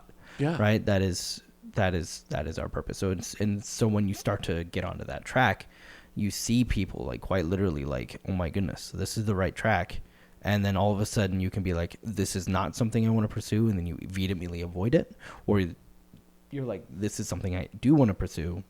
So you vehemently go for it, right? And those people who we live in a society now where we have, I mean, sadly, it's mostly with men, but we have a lot of guys who are like non-committal. Like we don't want to commit to one thing or another. We don't want to commit to not ever following God. We also don't want to commit to ever like following God or, you know, doing what we're called to do.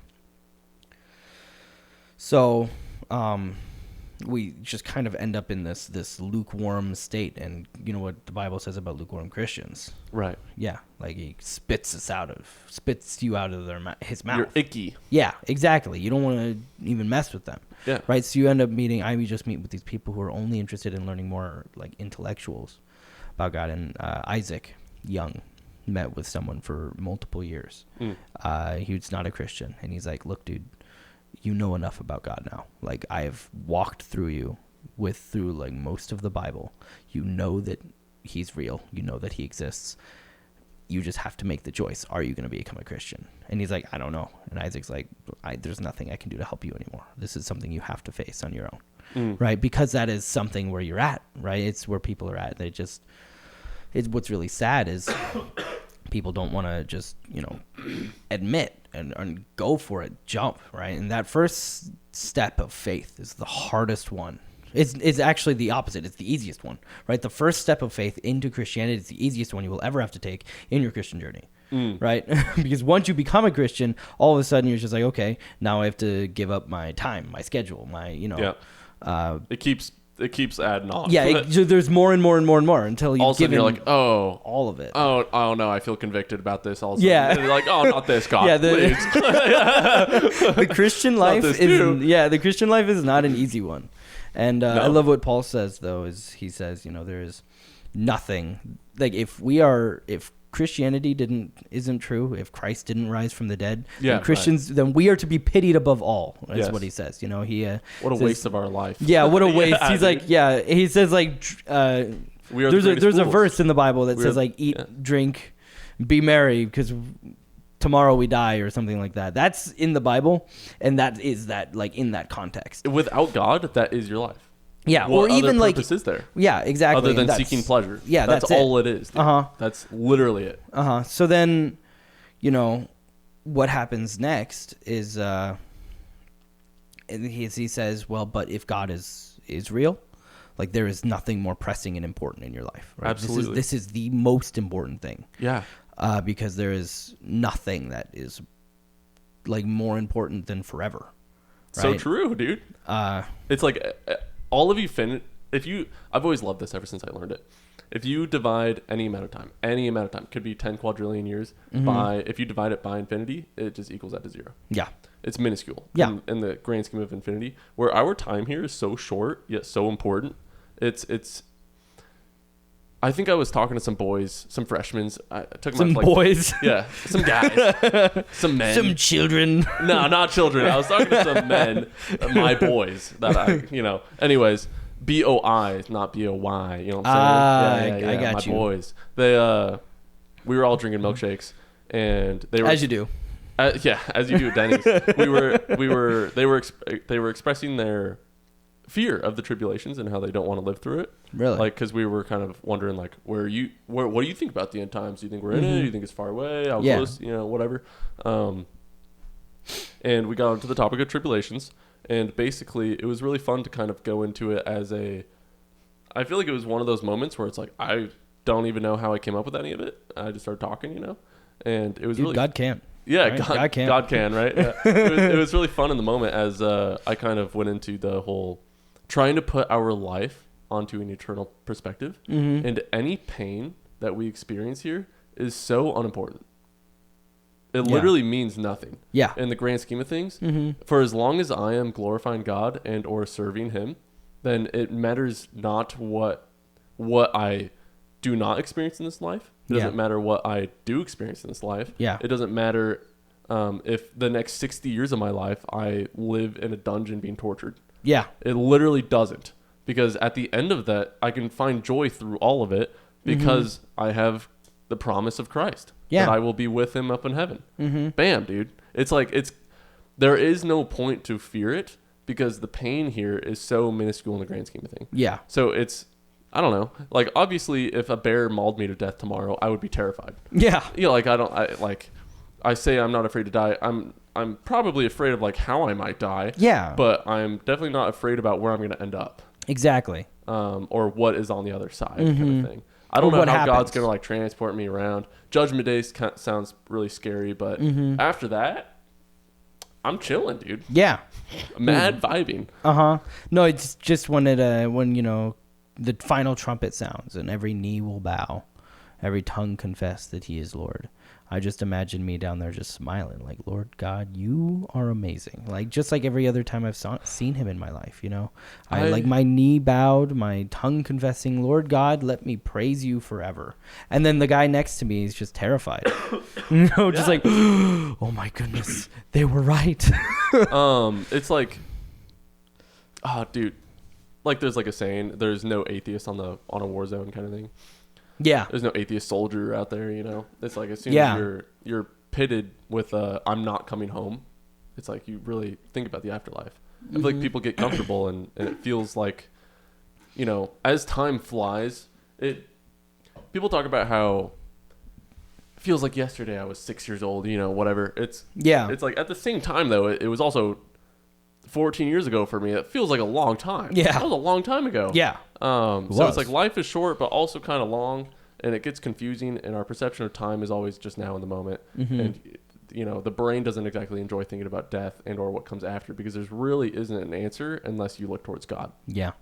Or a different religion of some kind. Yeah. But, so true. But yeah, and then that's you join Mormonism, then you can get a planet with a ton of virgins. Bro. Kind of bomb, dude. Yeah. You want to be a that Mormon? sounds like a lot of work, I'm going to be honest. What, like managing your own planet? Yeah, it's more of a curse than it is a blessing. Yeah. Yeah. I don't know. It sounds like a ton of work. Not Saint. What is his name? Joseph Smith, bro? Yeah. He's kind of onto something. Sorry, I'll stop spitting heresy. Crazy. Or blasphemy or whatever I'm spitting right now. Yeah, dude, Joseph Smith is that's a story. He's a fun fella. I've met like there's Mormons all on campus. Oh yeah. Like they're everywhere. Oh, well, right? It goes Utah for Mormons, then there's Idaho. Yeah. And there's like a Mormon whatever chapel or temple like got on temples, campus. dude. Yeah, they're like there's one on campus. A temple? Yeah. Well, at least a church. Okay, yeah. Have you ever seen a Mormon temple? No. When you see one, like they don't look like the church. The churches have the spires. Yeah. Then the temples. Let me just look it up. It's like a gigantic. John. It looks like it looks like a temple. Yeah. Like a real temple. Like in America, we don't have old buildings like castles and temples and stuff. Yeah. Let me look it up for you. If you're listening, look it up because it's cool. Mm-hmm. In a weird like. I might have passed by one or two when like we're driving to like winter camp or something for Chi Alpha stuff. You may have just not known that it was a Mormon temple. Like I don't think we have any of these in town. I think the closest one is Spokane. Yeah, there might be one. There's a few in Spokane. Like they're huge, elegant buildings, you know? Yeah, you know what? Cool. Like they're beautiful. Yeah, they are. And you know what? That's something the Catholics do really well too. So true. Is they have I will say, something about the Protestant faith. We do a lot of things right. One thing that I do wish we had more of is more reverence for God. Right? Just like, we hear all these songs about like Daddy God and, Yeah, we focus a lot more on we focus hugely on the relationship aspect. Yeah. And so I feel like that like kind of just naturally then snuffs out the fear side of it, if you will, or the reverence is a more proper term for sure. Yeah. Well, even fear is a really great thing. It's not comfortable to think about and or preach. Yeah. The way I see it is actually super cool. So the way I see how we should fear or have reverence for God is basically we have got to get comfy. Yeah, got to sit up straight. Yeah, good posture. The way we should have fear for God or reverence for God is we have basically there's this like love. There's two things. There's love and fear, right? These are the biggest motivators. Yes. In like that's fair, right? You're either you love somebody so you do something for them, or you fear them so you do something for them. Yeah. Or you got a gun pointing at your head and you better do it, otherwise lights out. Yeah. Exactly. And both of them have really good like things. Like if you are afraid of someone, so you're doing someone for them, you are going to be in line. You are going to do things that are like exactly how you think. You might not do more. It's not a great motivation. You're not going to do a ton, but you will do exactly what you asked because you are afraid of stepping out of line. Right. Love, you are going to do everything for them, but you might be going backwards, right? You were just motivated. You were gonna do like help, like I love Keisha so much, so I'm gonna go out and get her a frog, right? Because I love her. She's like, I don't want a frog. This is dumb, Yeah, right. Yeah. If I'm afraid of Keisha, I'm gonna just be like, I don't want to get her anything. I don't want to mess up, right? So I know I'm not doing anything, but I'm not messing up either. You kind of need both. So yeah, exactly. So you need that both, and so I think. Kind of there needs to be a difference, right? There's too much fear of God, and when you do too much fear of God, you have the kind of it's too close, right? You're afraid to make any move because you're afraid of messing up. Right? Then you're afraid to serve Him, and then you're not faithful, and it's exactly all the thing. Yeah, right. But if you have just a ton of love but no fear of God, then you're just zipping around all over the place trying to do a bunch of things for God, and you have no clue what you're doing. Yeah, right? And you might actually be hurting the kingdom. Maybe you help the kingdom. Yeah, but you're doing a lot of things that aren't. Do you think you can hurt the kingdom? Absolutely. Or absolutely you can. Right? If I went out and I don't know, I don't want to be violent, but like went out and hurt a bunch of people or kidnapped people. Yeah. Right. That is, and it gets out that I was a Christian. That is hurtful for the kingdom. Like that is very hurtful for the kingdom. So true. There's this thing. This is going to be a hot take, and I actually keep this on the down low because I think some people don't. You're saying it on a public podcast. Yeah. Well, some people might hear it and like it, but I don't. Okay. I'm just saying that I don't tell people specifically. Okay. There's some people specifically. I don't necessarily say this. Okay. But there's people that say you are not powerful enough to ruin God's plan. Right. And there's some truth to that. There's a lot of truth to that. But I am of the belief that that God lets us have the power to hurt God's kingdom. Right. And in that way, and with that power comes the ability to help God's kingdom. Right. No, Yeah. we're not going to ruin God's plan. Yeah. But if God says, hey, listen, I need you to share the word with this person, and you don't, that might have been crucial for them coming to Christ. I think there's a lot of different ways to look at that. None of them are a salvation issue, in my opinion, just to get that out of the way. But, like, do you think Paul could have denied his calling? What do you mean? Like he just didn't do missionary work? So Jesus blinds him, goes, eventually gets his vision back, and he's like, all right, God, I'm going to be your man. And then he goes out and writes all the things, right? Yeah. It's like God, obviously, that's probably part of his plan for Paul to go do that, right? Yeah.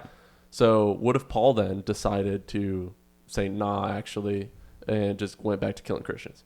Yeah. Well, I mean, you see examples of both ways, right? You see people who you have Jonah, right? Jonah didn't get a choice.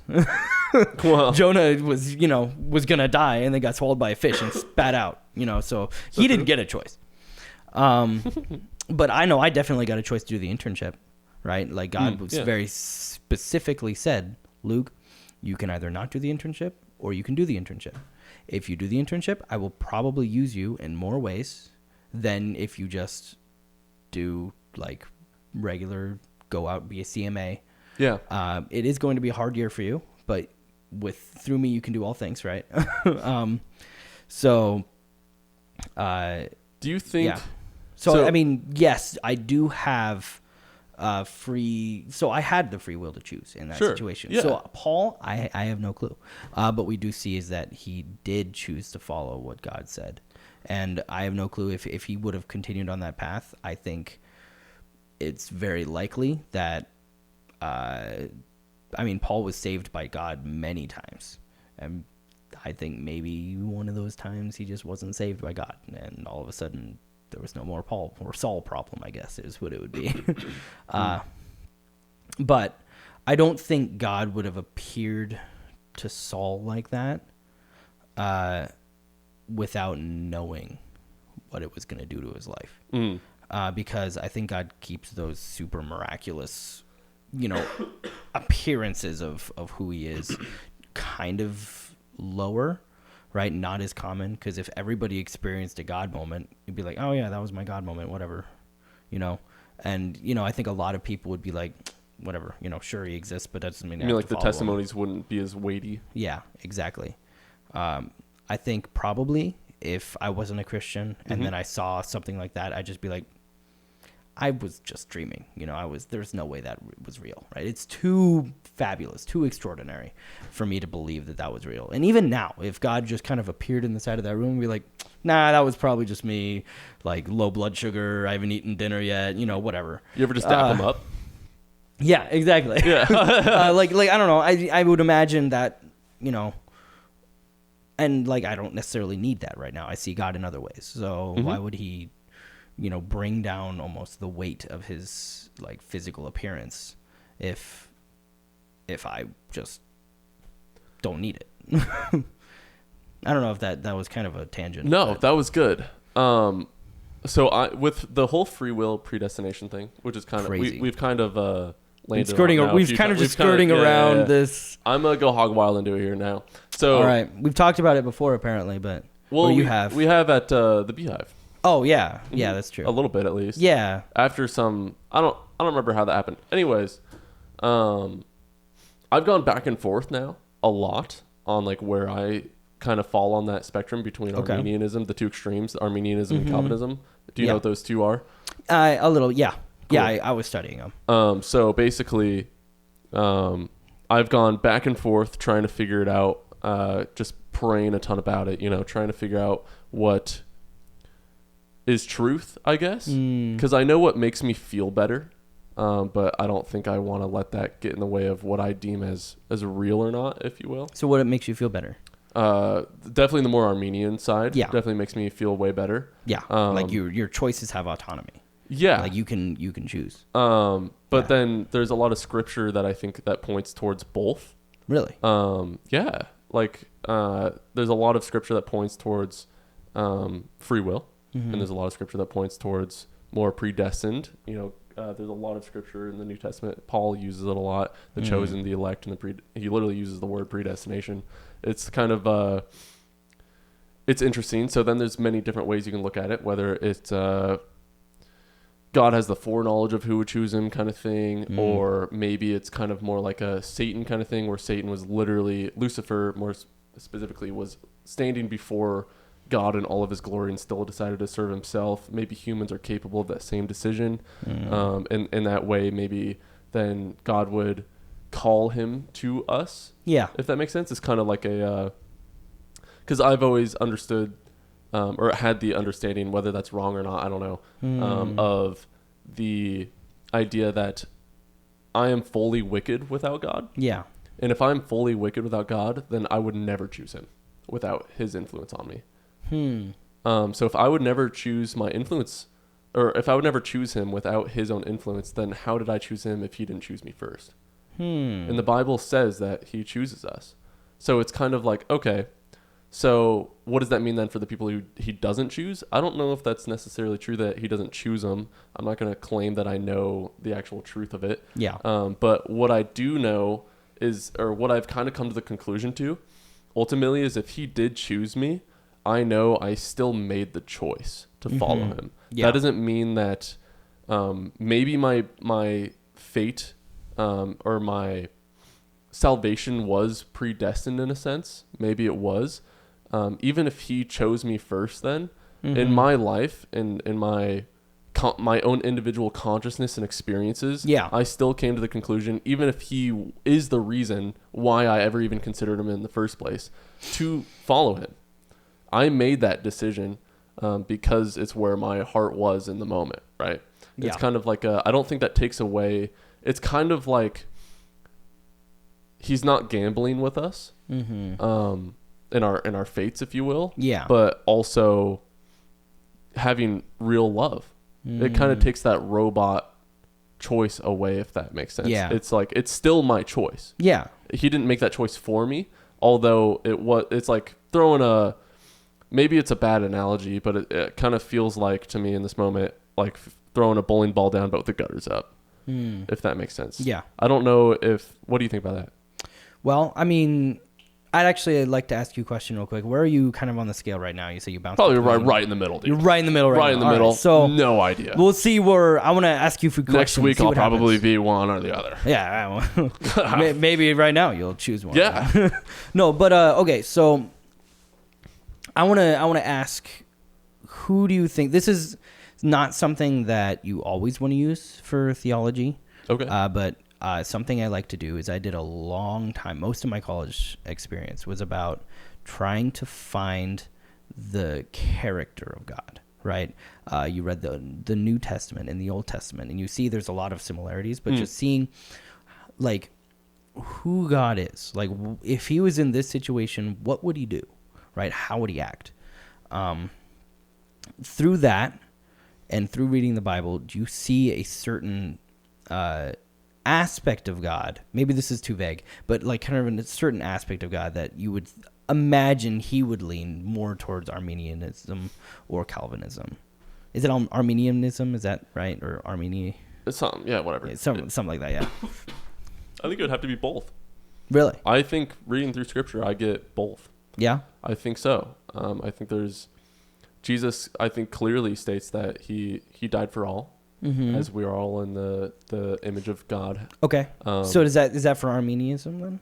Yeah. Yeah. Okay. Well, so he died for all. Arminianism is basically we have 100% free will Yeah. over our salvation or lack thereof, Mhm. along with you can regain and lose your salvation. Yeah. Where Calvinism is every single choice ever has been pre-made by God for you. Yeah.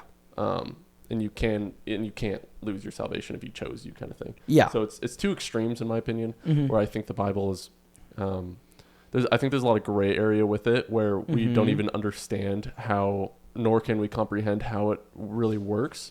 There's definitely probably an extent of that, I would say. But yeah, to answer your question, I would argue the Bible points towards both. Yeah. Probably that's where I've kind of landed with it currently. Yeah. Just right in the middle. Yeah. It has to be both somehow. So, even though they seemingly contradict, but I don't think they have to. Yeah. So what I see is kind of probably more Arminianism. Yeah. Because for a few things. One, we were created to love God, and you can't have, like, that's one of the reasons. Like, we were created to be loved and love God, right? That was it, right? That is the purpose of us as a species. So true. So,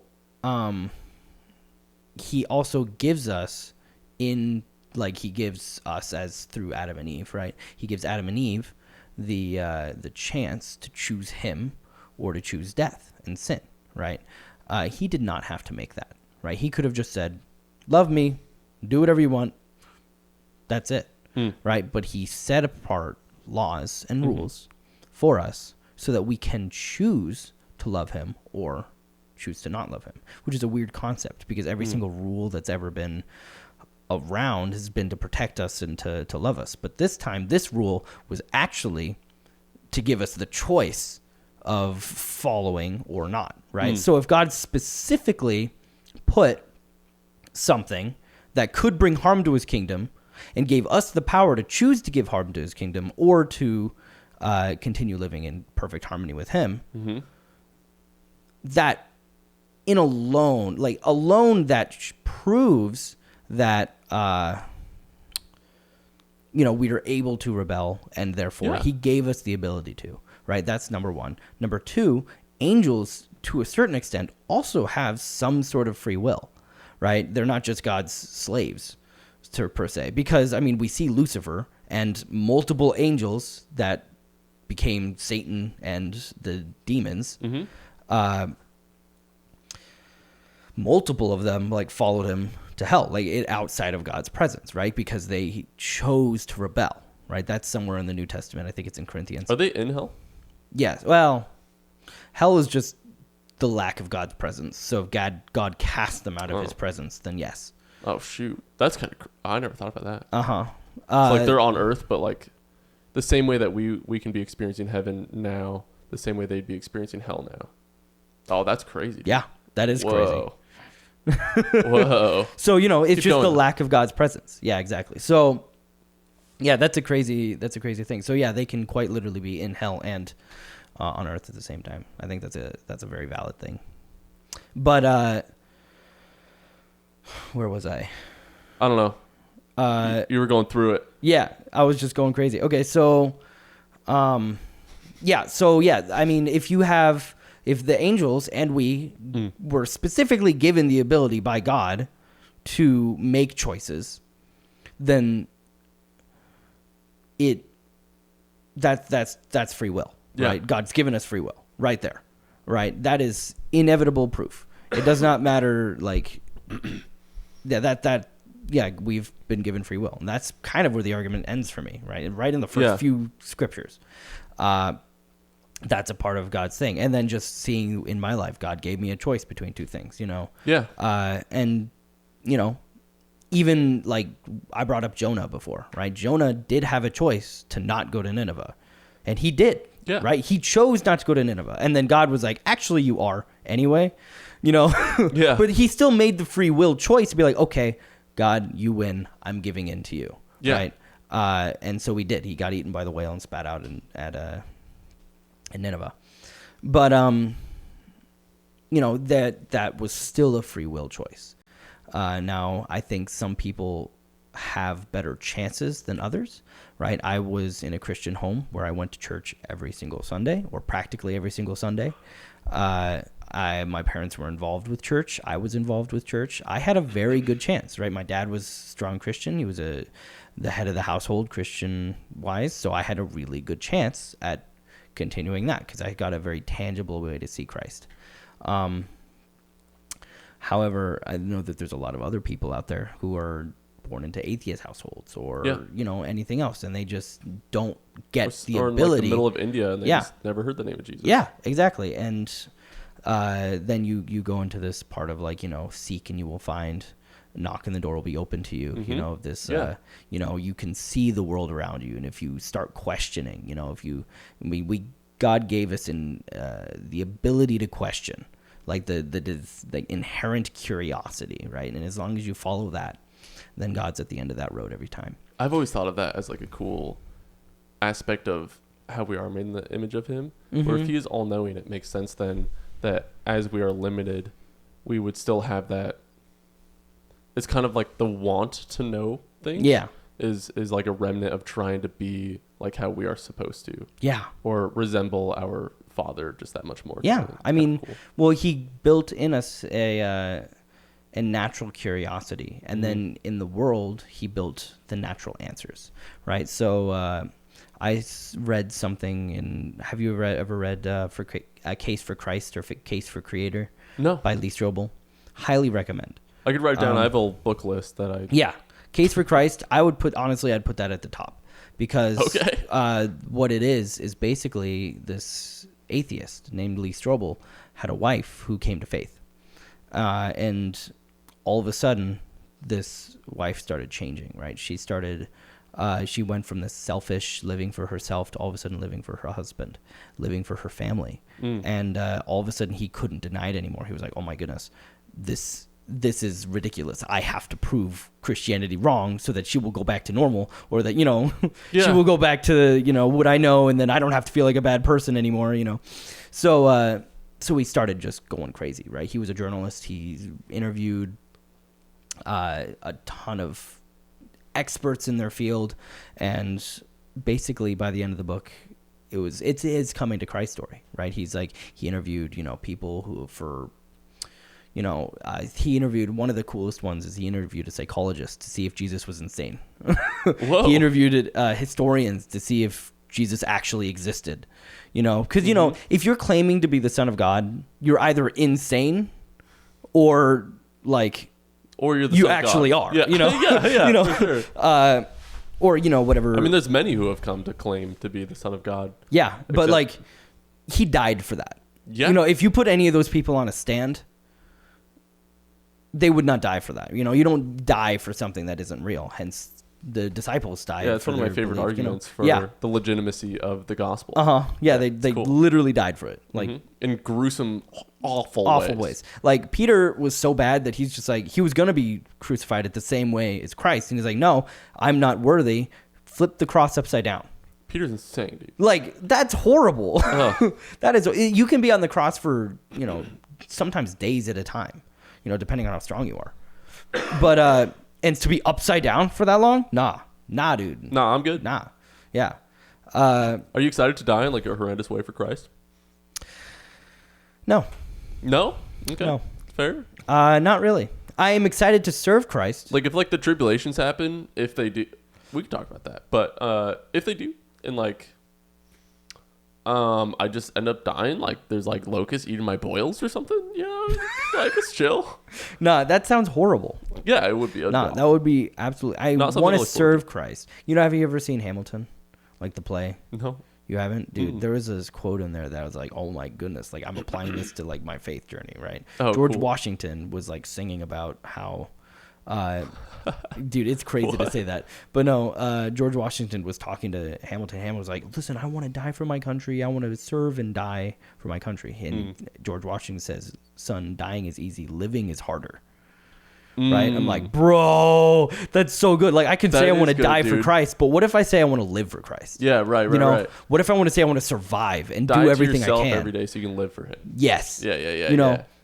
That's way more powerful. It is, dude. You know, it is. That's way harder too. Like anybody can just be like, yeah, I know God exists, and then their head's chopped off. You know, anyone could do that. It's hard to be like, yeah, and let me show you by living it out every single day for the rest of my life. So true, dude. So That's powerful. This life is not easy. No, but getting out of bed is not easy. No, No. not always. Not always. The agony. Sometimes when I'm dirt biking in the morning, hop out of bed, no problem. Oh yeah, there you go. There you go. Other times when I have to get up and, I don't know, do the dishes, No. Instagram looks pretty good. I'm just saying. Yeah, amen to that. I like me some brain rot, bro. Yeah, let's go. Dude, my Instagram is so funny because, dude, right now, this is totally random. Yeah, okay. But basically, Casey and I are getting more serious, right? So Good stuff. we talked about, maybe getting engaged and married. What does that look like? And your phone's always listening. It picks up on that, and all of a sudden now it like shows like rings and everything. Oh, crazy! So dude. and then the other thing too is I'm going to a few weddings, and so I'm like, dude, I've gone to so many weddings, I might as well just buy a suit at this point, right? Yeah. One that I can like wear to interviews and stuff too. So I'm looking at like navy suits. There's this Calvin and Klein one. Oh, I might get it for like Calvin $300. Klein? Yeah. They're not bad. But basically, Congratulations, I think, by the way. yeah. Yeah. Well, I don't really. Almost. Maybe. Congratulations. Yeah. I don't know. But either way, it's like I'll be like scrolling through. It's like dirt bike, ring, suit, dirt bike. That's bike, crazy. Ring, suit. Yeah.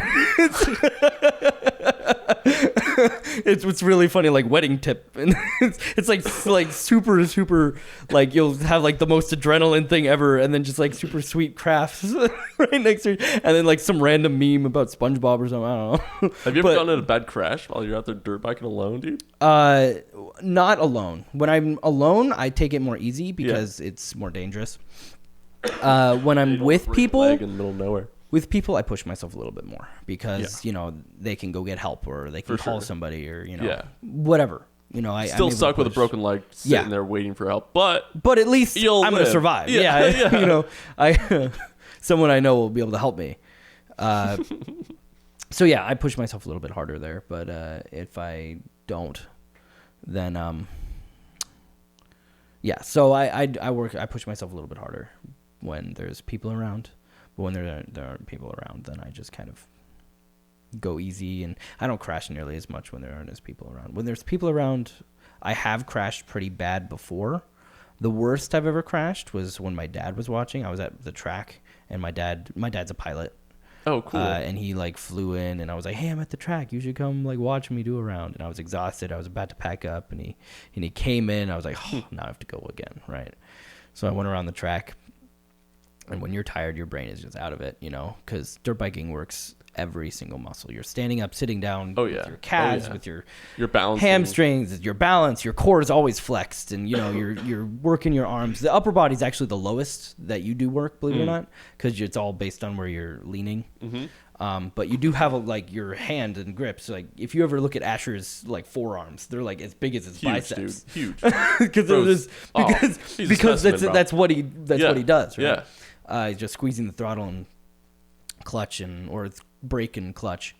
So I was just tired, and when you're on the track, everything happens in split seconds. Mm-hmm. A split second later, you're flying off the end of the thing. You have to, your timing has to be impeccable, right?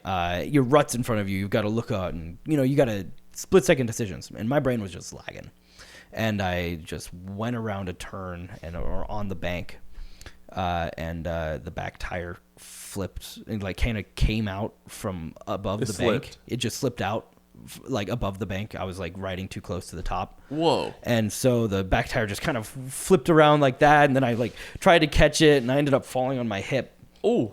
My right hip somehow. I don't even know how that happened, but I fell on my right hip, and I was like, "Ooh, that's good." And you know, when you crash, sometimes you're like, "Yeah, I'm gonna walk this off. This is gonna be fine." Or sometimes you crash, you're like, "I'll be fine," but like this hurts. Like, I need to, you know. And the first thought that went through my mind is like, "This thing's about to swell. I need to get my bike in the car right now before it swells up, and I'm not able to do it." You know. Ooh. So I ran back to the truck, and I like drove it back to the truck and got it on the thing, totally fine. My dad helped me.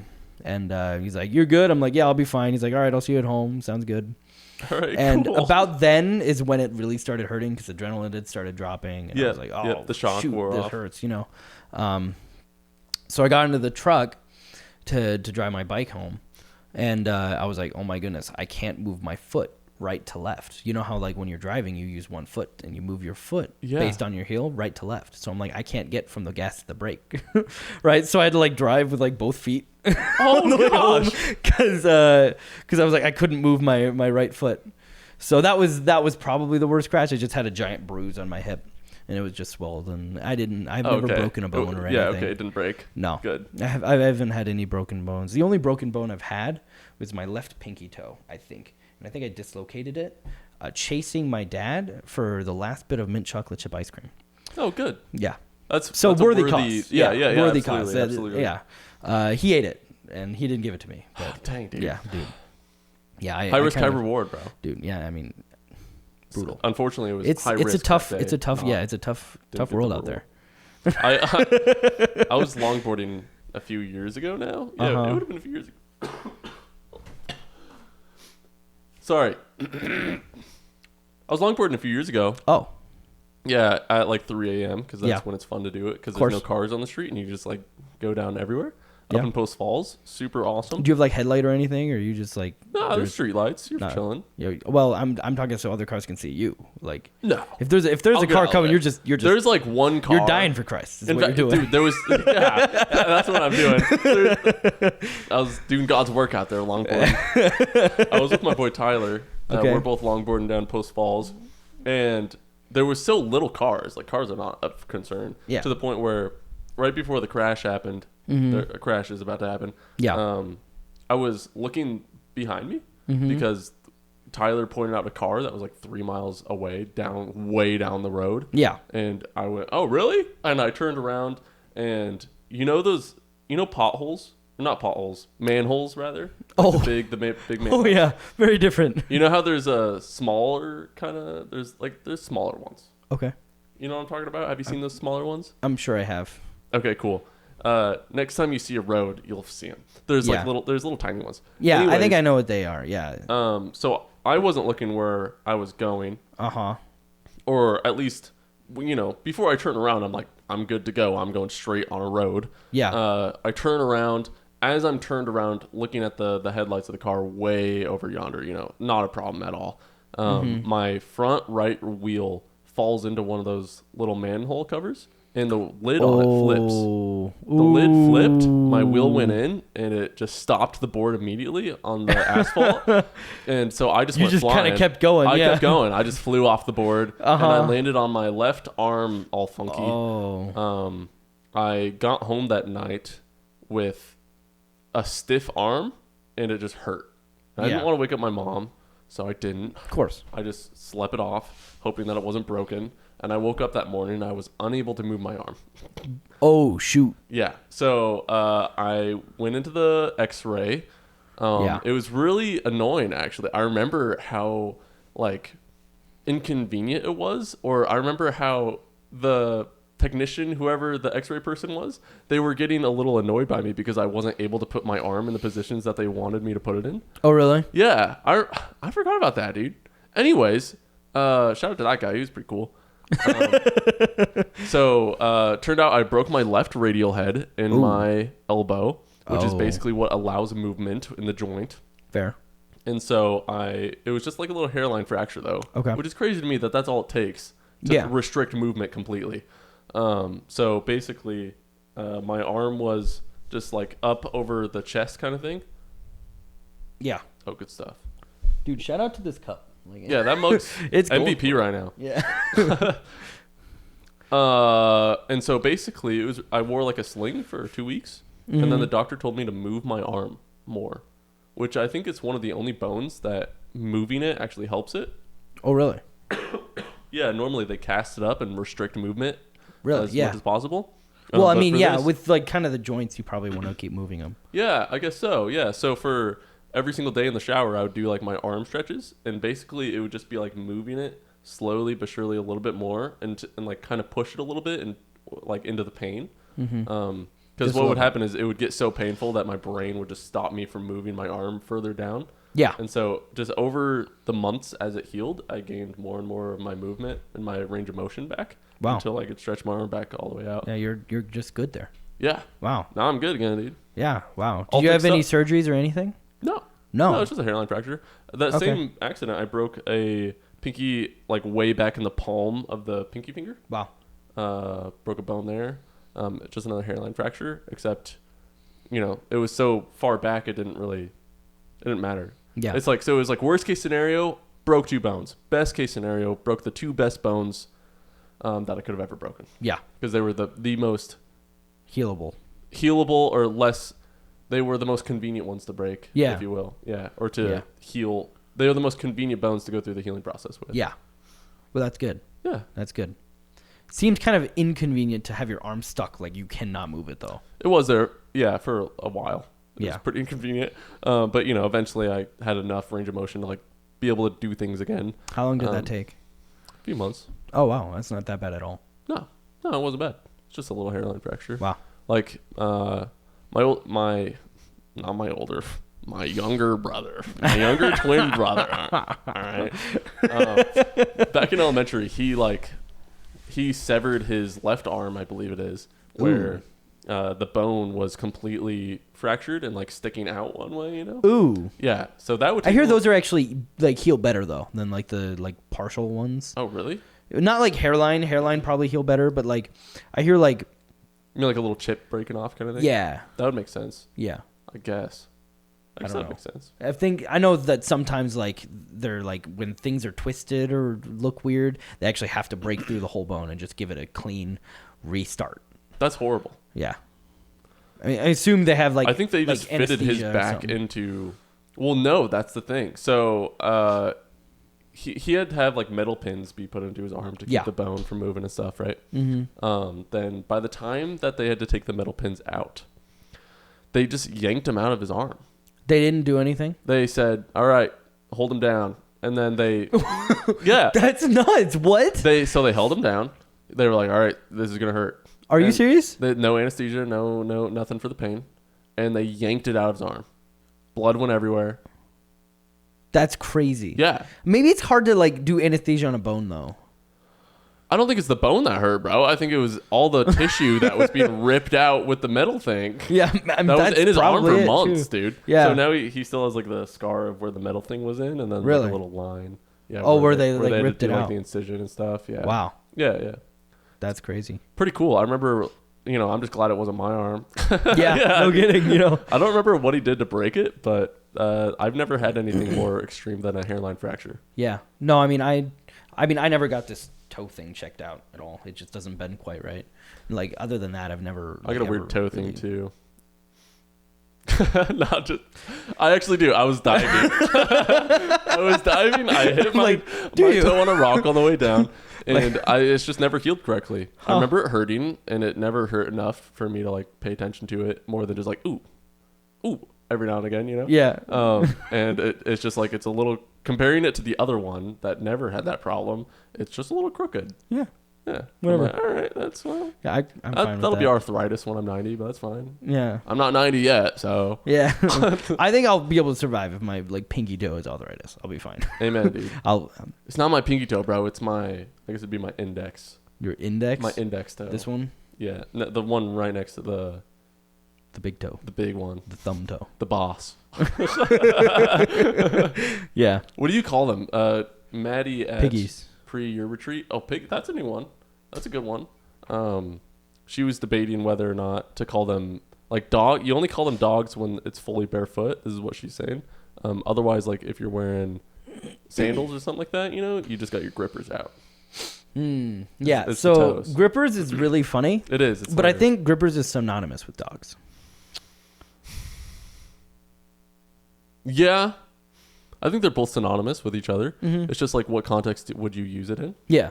Because I've always just been if I see any sort of feet at all, I'm like, your dogs are out. Yeah. But it is way more fun. Like I would, if that is my lingo, then I would never use grippers. So because what dogs if covers all of it. Yeah. Well, what do you? Well, I mean, That's an issue. You 'cause never grippers is funny. mention toes. You do mention toes sometimes, yeah. We were just talking about toes, not feet. I don't mention toes very often. No. Maybe when they're out, I'll go, your dogs are out, bro. Well, we have different friends then. No. No, honestly, I've never used the word grippers in my life, although that's really funny. No, I haven't either until pre-year retreat. Yeah. But yeah, no, the dogs are the toes. They're synonymous with pigs. You say the rest of the foot isn't even the dogs. No. The dogs are like the toes are the dogs. You're wrong. Yeah, well, if I have one foot, like, if I have one foot in a shoe and then the other not in a shoe, would you say the dogs are out or the dog is out? do you have socks on? Yeah, no. No? Okay. You got a dog out. A dog out. I guess you A got singular dog. What are you doing with your dog, bruh? You gotta put that thing on a leash. You got your other one leashed up. See, for me, that's one toe out. That's like if I had one toe, you got 5 toes out, bro. What? Dude, I don't know. You got your I had grippers this whole out. conversation with people at a pre-year retreat too, and Yeah? I think the most popular opinion is that like the dogs are the feet, but I don't know, dude. I'm a toe guy. The dogs are the feet. Yeah, all right. I came don't have to scratching clip for that. silver and I got gold, dude. All right, cool. I don't know why this just came into my mind, but I'm gonna say it because I think it's funny. Born to poo, forced to wipe. Society, tragic. Anyways, back to my life. Why? What? Where did that come from? I don't know. That's what I said. I'm just gonna say it anyway. I think it's fun. Little gift from God. Yeah, that's what it is, dude. Jesus just whispered that in my ear. Yeah. It was a little nugget from the Holy Spirit, bro. A little wisdom. I think I've actually read that in like Ecclesiastes or something. No, that sounds like it. Yeah, that sounds like it's in there. It's a struggle, Dude, it's brutal. When I don't wipe, I get looks, dude. Who's looking at you? Society, Yeah, people. that's deep. You walk by and somehow they know I didn't. Yeah. It's the smell.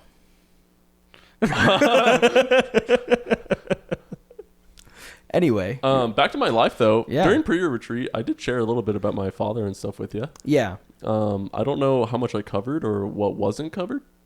I think the more actually we were sitting with your brother and I was asking about like, yo, you guys are like When was twins. that? Tell me about your family. It's somewhere at the Beehive when we were talking. Oh, okay, cool. Yeah. I don't know the day. That was probably the first time you met him. I remember that. That's probably the only time you've ever seen him. Yeah, the first time I met him. Yeah. Have you seen him now twice? No. 3 times even? No. No, it was the first and only then. Yeah. One and done. Okay, cool. I know. Yeah. I remember, I think, a little bit. Yeah. Kind of, sort of. Because we made you sit in the middle of us. Mm-hmm. Yeah, that was good. Yeah, that was funny. fun. That was really Yeah. fun. Yeah. What's your last name? Lindley? Lindley. I had the Lindleys on the side of Yeah. double Lindley. Yeah, I'm sure that was a fun experience. It actually was fun. Was it? Good. Yeah. We played Mario Kart that day, yeah? We played a lot of things. Did we? I don't remember enough. It all kind of, anytime I'm over there, it all blends into one memory. That's fair. Yeah. It's sometimes somebody's there, sometimes the other people are there, sometimes everybody's there, sometimes nobody's there. And it's just all one big thing. Perfect. How did you meet Jesus? I guess you mentioned that you grew up in a church. Yeah. He just kind of was always around, Yeah. and that's a huge blessing for sure. Yeah, I mean, have you ever seen Tim Hawkins, like, comedy? I've heard the name. Tim Hawkins? Yeah. I've heard the name. I love comedy, and I know Yeah. a lot of comedians, so I was really trying to scratch my brain there. I've Yeah. heard him mentioned before. He's a Christian comic. Oh, cool. And Okay. he does a bunch of funny stuff. And one of the things he does is he talks about testimony envy. He's like, man. Oh, nice. He talks about, you know, how he's just grown up in a Christian home too, and sometimes he gets testimony envy. Yeah. And that's like, you know, just like, man, I wish I was addicted to drugs. Yeah, right. You know, God brought me back. Sorry. Then my pastor, I kind of felt the same thing sometimes, but then my pastor actually mentioned one time that, like, you know, it's going to be so cool getting to heaven and seeing my great-grandfather. Yeah, you're not like a first generation kind of thing. Yeah, who like accepted Christ, and he's going to Yeah. be able to tell me what happened, or that is cool. or even, you know, just I never knowing even thought that, you about know, that. I've had just generations of power Christians in my line that have like grown and shaped my faith in a way that it is now. Yeah. Right. That's a super, super cool thing. That is And cool. It's not a man, I wish I had a cool story. That is the cool story. Right. Yeah. It's just having You're generation. part of a giant. Yeah, I'm a part story of- bigger than yourself. Exactly. And that's a really cool thing. That is rad. But I wouldn't say that that's probably my found Jesus. I think there's, for a lot of people who like are Christian and like stay Christian, there's oftentimes, not all the time, but there is very oftentimes a kind of a secondary moment, because there's something called like the Assemblies of God Church calls it the baptism of the Holy Spirit. Yeah. Some people, the Assemblies of God Church actually takes the view that the getting filled with the Holy Spirit, or I mean not getting filled, the baptism of the Holy Spirit is always accompanied with speaking in tongues. I think that's a dangerous assumption. I don't necessarily agree, because I think that puts God in a box, right? You can't say God always works this way, because I don't think that's God. But I know at least in my case, when I was baptized in the Holy Spirit, I did not speak in tongues. Yeah. To this day, I don't speak in tongues. I think I probably have, depending on your definition, but that's a different thing. But either way, when I accepted Christ, I was really young. When I was truly devoted my life to his service, I was going into my sophomore year of high school, and I went to this concert, and I saw these people in concert called We Are Messengers. Oh, cool. Yeah, Yeah. Have you I ever listen heard of to the them? music. Yeah. Yeah, they're awesome. Good stuff. And I believed it was We Are Messengers. I've been saying that it is. I know that they were there. Could have been Toby I'm pretty Mac. sure it was there. Yeah.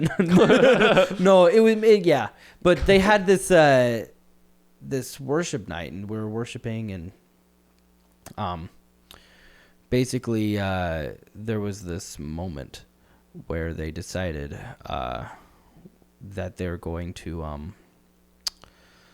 just basically take some time during a bridge to like calm down, the music got softer, and they ended up started calling on people and saying, hey, listen, this is what Jesus wants to tell you, right? So they called on this girl, right, and we're saying, hey, listen, Jesus wants to tell you that, like, he loves you.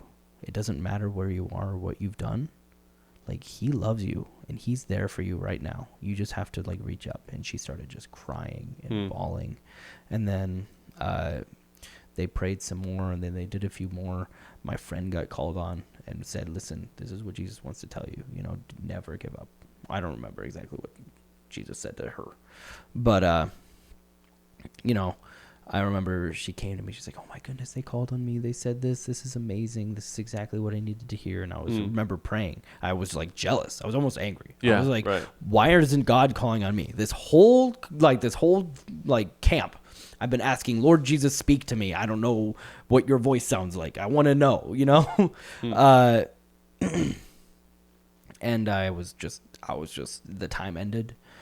He didn't call on me, and I was just upset, right? I was a little frustrated. I was disappointed. I was sad. I was like, why isn't God speaking to me? I'm being faithful. I'm trying my best to listen. And just the rest, like, they have good music, right? And I was hearing, it was like a concert, and I was just tuned out of it, right? For the rest of the night. Yeah. It was horrible. And then I ended up helping clean up. at the end of the night, just because we were close, so like our church was close, so we were helping pick up some trash or whatever, you know. I remember just being in the chapel, picking up trash and helping. I was just like praying, like, okay, instead of just being upset, why don't I pray and ask? Like, all right, God, why didn't you have them talk to me? You know, I have done everything you ask in your Bible. Why didn't you have them speak to me? And it almost felt like this rush of wind in the room went quiet. Just kind of muffled voices instead of the normal talking. And I heard in my heart very, very clearly God say directly to me. This is one of the first times I've heard God's voice. I have other times, but one of the clearest, and to this day probably the clearest I've ever heard God. He said specifically, because I can talk to you directly. Right? He didn't have them call on me. Shivers up the spine. Yeah, like That's actually, so like cool. goosebumps. Yeah. Right? Like he said, I can talk to you directly. Immediately, Like, as it's he's exactly doing it. yeah. That's so cool. And so like I was like, you have got to be kidding me, right? Like, of course. Like, why would he use a middleman if he can just talk to me directly? If God is speaking to me directly, I have to Take I have that, to serve Catholics. him. Yeah. like I have to serve, right? There's I don't have a choice, right? God's speaking to me. I know I have to serve him. Like, it wasn't even a choice in my mind.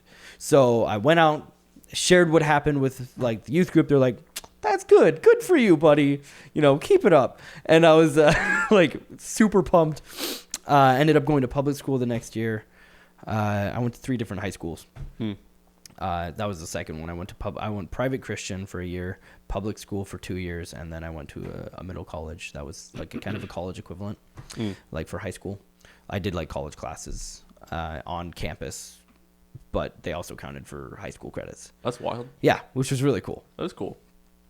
But yeah, no, that's what happened. And dude, holy moly, God has been working in my life ever since. Right. Oh, yeah. The next big thing is I dated this girl for 8, 9, or 10 months, around there. I don't remember.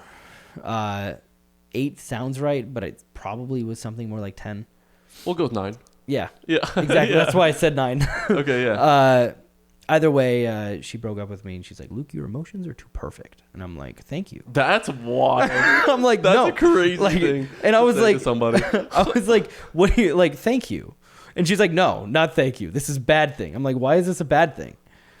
And she said, emotions are supposed to be dirty and messy and gross, right? And this was from, and I was like, that doesn't sound right. Like, why would I want that? You know?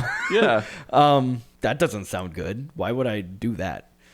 And then I remember reading the Bible, and God was very clear. I wish I remembered where it was and what it was. I almost wrote it down, but I didn't. And God was very clearly like, yes, no, they are. You were wrong here. She was correct. I was like, well, shoot. So I like immediately texted her. By that point, she was like dating another guy. I was like, dude, you were so right. I'm so sorry I yelled at you. It had been months. I was like, I'm so sorry I yelled at you. You were right. And I'm going to start working on this. Right. So Wait, so I'm confused. Was Yeah. it like you weren't expressing your emotions, but they were there? Or was it like you were just emotionally stable? So basically, when my parents got divorced, when I was going into 7th grade, I decided I wanted to protect my younger brother, and I'd already been doing this for a long time, right? Decided that I wanted to like try to my very best to prevent him from seeing the yelling, the fighting, whatever not. Yeah. Been there. Yeah, exactly. You know, I wanted to protect him, and you know, if I was hurting, then I couldn't protect him as well, right? So I kind of decided I'm just not going to hurt, right? Yeah. That's what you do. Yeah, you push your trauma down. Yeah, and then I was just thinking, you know, I'll find a different time and I'll hurt then, you know.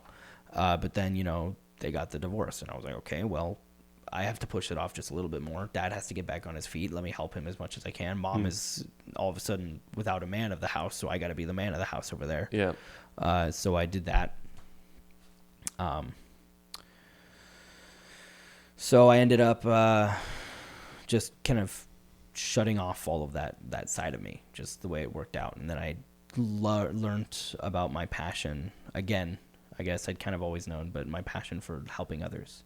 And I found kind of my worth and joy in helping others. And I can't help others if I'm not feeling well, right? So why would I just feel bad? Why feel bad if it like makes others feel bad when I feel bad? If the goal is I'm trying to help them, right? So I ended up just trying to only feel good emotions. When you do that, your good emotions become your bad emotions, and the great emotions become the medium emotions, and the super great emotions are the only time you ever feel happy, right? And eventually, when you cut out the bad emotions, which are the good emotions, the scale just climbs so high that it all just collapses in on itself into apathy, right? You just don't care about anything either way. Because no matter what happens, you're not going to feel. Yeah, no matter what happens, you're going to cut out the bad, and you're never going to get the elation that these things bring, right? So some people, when they get to that, they get to these, like, you find these adrenaline junkies that, you know, go crazy things. I wouldn't be surprised if some of them have had the same things that I've been through, right? Just like they can't feel the bad. So they push to higher and higher levels of that makes sense. Of a high, you know, per se. And because I have a sense of self-preservation and not a lot of money, I decided I didn't want to do that like crazy things to keep feeling that high. And I decided, and because of my love for psychology, I was like, okay, I have to figure out, you know, what's wrong. Like, what is this? And I decided, well, until I figure that out, maybe I'll just learn how to fake emotions, you know. So I studied them, right? I studied when people feel happy, how they feel happy, what they look like, you know, everything like that. When people feel sad, what does that look like? How does that interact? You know, I quite literally watched videos. I studied it because I didn't feel it myself. Or at least if I did, I didn't recognize it. So I had to study it. So I built a very good head knowledge. And by the time I had started dating her, I had a very good database. And she attributed a lot to it before we started dating too, because she was pretty emotional. But, you know, so I just learned, you know, how to act sad or happy or something like that. So when she said my emotions were too perfect, what she meant was that I just had mastered the head knowledge so much that I was able to emulate what I believe an emotion should be in this moment, rather than being genuine, and feeling it, right? And it was to the point where she genuinely was like, "You are genuinely feeling these emotions, and they're just too perfect." That's incredible. Yeah. So it's crazy when you focus and have a passion for something, and you need to do it. It's crazy what you can do. And that has actually been a huge blessing in disguise now, because now it's to the point where, like, you know, 10,000 hours. I was living every single day of my life doing this. So I have those 10,000 hours probably. Therefore, you know, for 4 years, I was doing this every day for, like, you know, the entire time I was awake.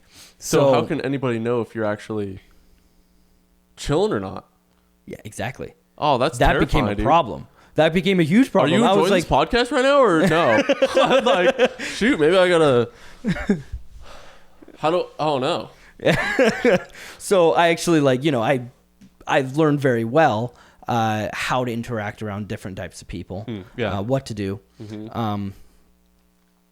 and things like that, and just kind of in a way, like, got that master's in emotions and psychology just by learning myself. And of course I don't know everything. I took an emotions class and then I learned more from that class, but there's a very good practical way that I see things, where, like, if I just see somebody and, you know, they could do something is like glance off to the side a little bit weird, and I would notice and be like, hey, is everything okay?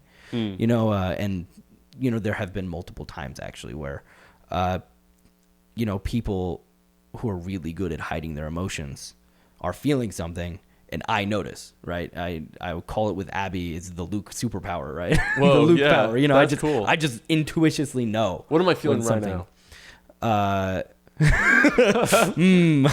Surprise. Oh. I don't know. Okay, yeah, I don't know either. I don't know.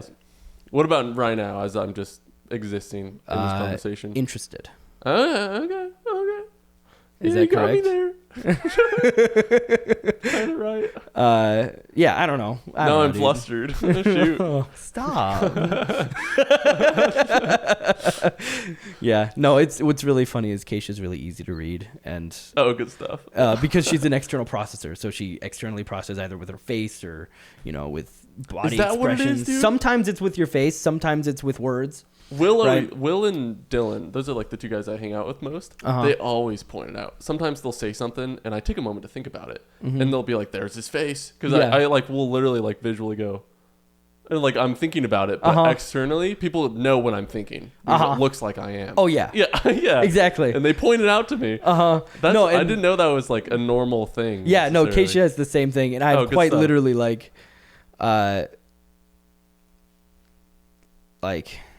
there was at one point, I was like, yeah, Keisha, I can read you so well, and she was like, can you though? She's like, okay, what face am I about to make? And she like thought of a face in her mind. I'm like, well, I have no clue, but let's see. We're in a public place, which means you're not going to do something too embarrassing. But whenever you make a weird face, you always stick your tongue out, probably to the side. And then you'll probably like wink or something like that. And I totally guessed it. Whatever it was, That's I just crazy. nailed it. She was like glaring at me like, like, I cannot believe you just did that. She's like, I'm going to the bathroom. She's like, had to take a break. I was like, nailed it. But either way, I got to a point where I was able to just emulate emotions so well that she like That's wild. was like, your emotions are too perfect. And that's what she meant by that. So I had to start feeling emotions instead of just pretending that I felt emotions. Yeah. Right. And that's what I've been working on throughout college, right? My freshman year. Where are you at with it now? Well, we're getting there. Oh, okay. Yeah. My bad. So my bad. my freshman year, I worked on love, right? Learning how to love again, Whoa. because I just like kind of lost that. Well, like the action of love or the feeling The of feeling. love? Yeah, okay. The feeling of it, Yeah, walking to someone and just like caring for them so much Wanting the way them. God does. Just- Yeah. Whatever that feeling is. Yeah. Just like being able to care for somebody again, to love them. And not just have it be like, okay, well, I have to do this because, this is the right thing to do. Mm-hmm. Being like, I want to do this because I love them. Yeah. Right. That motivation of love behind it, not just the action. And then pretty quickly after that, God was moving on to trust. God wanted me to trust him again. I was like, that's easy. I can do that. So that didn't actually take long. I'm like, I can trust God. But then he's like, okay, now I want you to trust people. And I'm like, see, that doesn't make sense to me. Because why would I trust somebody who's just going to let me down? Yeah. Right? Why would I trust, like, the examples that popped into my head, just like, why would I trust somebody to be on time when they could be late? Why would I let that affect me? And he's like, because that's what it means to love somebody. And I'm like, oh, shoot. So I'm like, well, all right. Yeah. So I learned to trust, and that one lasted a long time, years and years and years. And it's something I'm going to be working on my entire life. But the most recent one, and one that I think a lot of people actually miss, is hope, right? Being able to hope. And that kind of goes along with trusting people. Dude. But like hope that being willing and able to let your heart be broken, right? Not guarding yourself so much that you prevent yourself from getting hurt. Yeah. By Being everything. willing to take that step of faith or risk or Yes, and you do that through hope, right? You hope yeah. that somebody will be there on time. Therefore, you plan for them to be on time. You trust that they're going to be there on time. And then if they are not, then it actually affects you, right? You let it affect you. You let it hurt you, so that you can be like, so you can let them know, hey, listen, you were really important to me, and this was really important to me, and it really hurt that this didn't happen, right? That brings your relationships to a whole nother level, right? Yeah, and that's scary. That's terrifying, because you know that people are going to let you down. You don't know who it is, and you don't know when it is, right? There's a lot of unknowns there. But that's something that's really scary, and that's something that I'm also working on for a long time. that's where grace and forgiveness comes in. Yeah, exactly. Along with, that's always kind of depends on what happened, but yeah, with like how much trust is lost, if you will. Yeah. But for sure. Yeah. So, It's cool. Yeah, and then there's been a lot of side quests, if you will, along that. There was one part where I had to learn self-control and how to say no, which I'm still working on, of course. And just how to. Now what's going on in my life? Actually, the biggest one is back to care for people, but instead of just caring people in my mind, caring people in my heart. Right. So during my one-on-ones, just like they tell me something hard that happened for them in their week, and my heart just breaks for them. Right. Like Jesus cried and wept and wept over Lazarus, even though he knew he was about to go raise him from the dead. Right. Like in 3 days, he was just going to go raise him from the dead. But he wept. Right. He sat there and was just distraught and hurt with people. Right. Because that's what they were feeling. How do you do that? That's a great question. I don't know if I feel that necessarily. Like, yeah. I'm not exactly. I've always thought of it more of like a can I relate or not? And if I can't relate, then I'm just going to try and put myself in their shoes. Yeah. But that's still more of a head thing rather than a heart thing. Uh-huh. A heart thing is like, or I guess maybe the heart thing that I've always experienced when hearing another tough story or a cool story from somebody, it's always been more of a, I don't know. It's like I do care about that person, but when I'm talking to them in the moment, it's usually not something that is still affecting them in a negative way. Yeah. Where I need to, like, I don't know, feel with them necessarily. Yeah. It's more of just like trying to understand where they're coming from and understanding their story with whatever topic it pertains to. Yeah. Even if it's just sharing like how they've gotten to this point in their life, I don't know. That's a really good point about Jesus. I mean, I don't know. Are we capable of doing that? I feel like women can do that pretty easily. I mean, it's just empathy, right? That's like, what empathy is. Like, do you cry when you see a sad scene in a movie? I don't really cry. I don't either. I haven't cried for multiple years, and it's one of the saddest things, actually.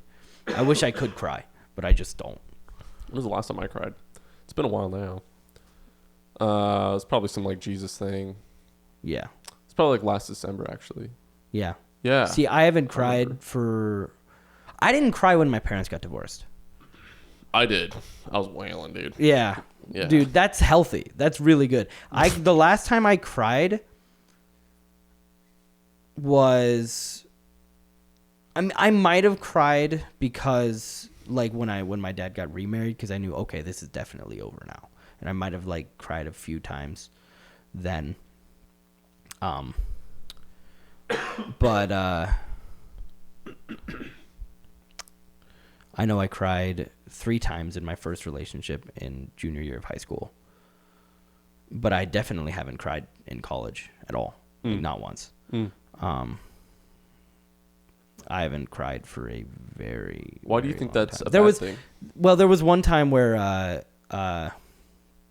like I laugh cried, or like I'm going down a hill. Oh, well, yeah. I'm like going down a hill on my bike, and it's just like the wind in my eyes, It stings. Yeah, and it just like I have like big eyes and like round eyes, so that the wind just it just like funnels into my eye, and I start crying. But onions, I cry really bad. With I mean, I onions. can pour some salt in your eye if you want. Bro, that would be super helpful, actually. Would I it? really appreciate that. Yeah, you experience it. Something you're missing out on, I guess. I don't know. I don't think that's like inherently a bad thing to not cry. No? No. Well, it's like there's always been people, maybe you weren't initially, but there's always been like more, or people who lean more on the psychopathic side. And that's not like you're like a psycho. I mean, like you just don't feel emotions like as much as other people do. That's not. I don't think that's a deficiency. I don't think that's something that is necessarily devaluing of a human. Yeah. I don't think that's exactly something that needs to be seen as a problem. It's just a different way of existing. Yeah. I don't. Yeah. It's I Paul. You know Paul? You know, Paul, I might have heard of him somewhere. Not the Bible guy. Oh, Paul from Chi Alpha. Yeah. Okay, yeah. He talks about how he's pretty like he thinks he's a psychopath because he doesn't have emotions like other people do. Nor does he feel bad about or like for other people when bad things happen. He's like, all right, it's that's like a genuine thing. I think I don't think he's just like being not caring enough. It's people do feel it at different capacities. Yeah. And I don't know what it means in terms of like God's plan or God's creation, but I know like the atheistic view in terms of evolution, it would have been like helpful for, let's say like the Vikings. Okay. They go out, just kill everybody and pillage, right? The guys that go do that, they would need to feel less emotion. Yeah. Not only that, but it helps when you convince them when you convince yourself that those aren't actual people or they are, below you.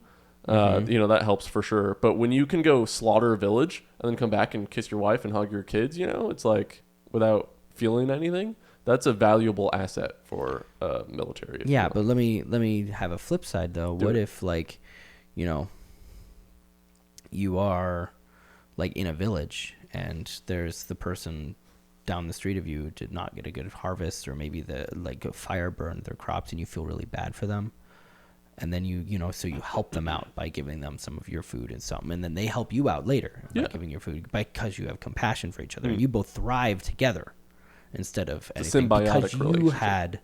Because you had compassion and you cared that something bad happened to them. Yeah. Right. So I would say probably evolutionary wise, there's probably benefits to both, right? Both feeling emotions and not. One thing about crying that's really good is it is a beautiful way, a beautiful gift God has given us to be able to just hormonally, it just allows us to let things go, right? We're just like, this is all of it. This is it. I'm out, right? When people feel stuff strongly, that's when they cry.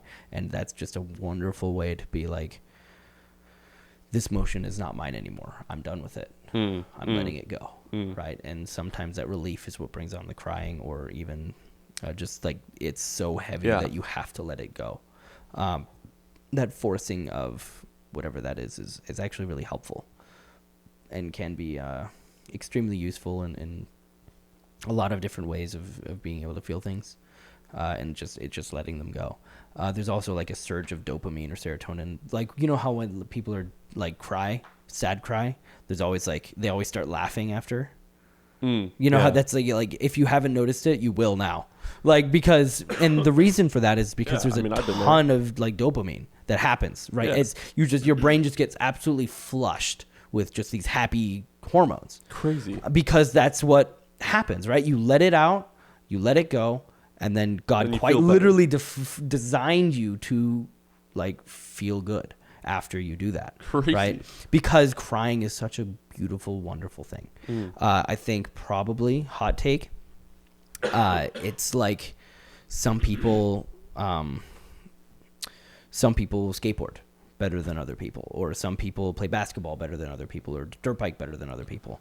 This is not to say like, have you ever gone dirt biking? I hopped on Cody's bike once. Yeah, so you could start dirt biking, right? Asher's family or whatever. Maybe Asher's gifted with dirt biking, and you are not, right? You keep falling for whatever reason. That does not mean you can't get better than Asher. It just takes more work, right? And I think probably feeling emotions is a muscle that you have to grow, right? Something where something you have to stay in tune with. Yeah. Not only that, but it's something you have to grow up probably with around other people who are also feeling it and displaying it. That helps. So then you can understand it. Yeah. Especially when it comes to the whole idea of empathy, right? Yeah, absolutely. Of understanding somebody else's feelings as well. Yeah, I think that helps. But I believe that God calls us to love and care. Yeah. Right. Sure. All of the great evangelists I've ever seen have like cry Do you think on stage or whatever. Jesus cries all the time. Jesus wept is a super powerful verse. Right. Go ahead. Do you think you can care genuinely if you don't feel it in your heart? Yes, you can care in your head. Absolutely. Like, I did for multiple years. But the difference is motivation, right? If you care from your heart, then your actions come out of love instead of your actions coming from just like, well, this is the right thing to do and this helps them. Yeah. Right? Your actions come from love, and you were like willing to give up way more for that person. You were willing to go the extra mile. If your heart burns and just absolutely aches for somebody, now all of a sudden you have a personal stake in it, right? As selfish and horrible as that sounds, you do have a personal stake in it because you're hurting.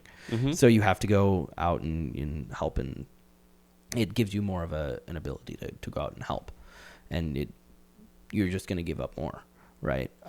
If I care in my heart for all the guys that I'm meeting with in life group, right? If one of them has been working tirelessly for a recital or something, and they finish and they have that recital, there's like no amount of money, there's nothing that's going to stop me from going to see them. But versus if I just care in my head, then I'll be like, yeah, sure, I'll come if I have time. Right, you know, if it works out, then I can come, but I'm not gonna give anything up for it, you know. Does that track so far? Yeah, basically you're saying it's kind of measured by effort, probably, or kind of in a sense of what you're saying is motivation, or what motivation then shows that effort. I guess it's like a different kind of, like, in the head knowledge. If you're doing it from just knowing what is right rather than wanting to do it, I guess, out of your heart. I don't know.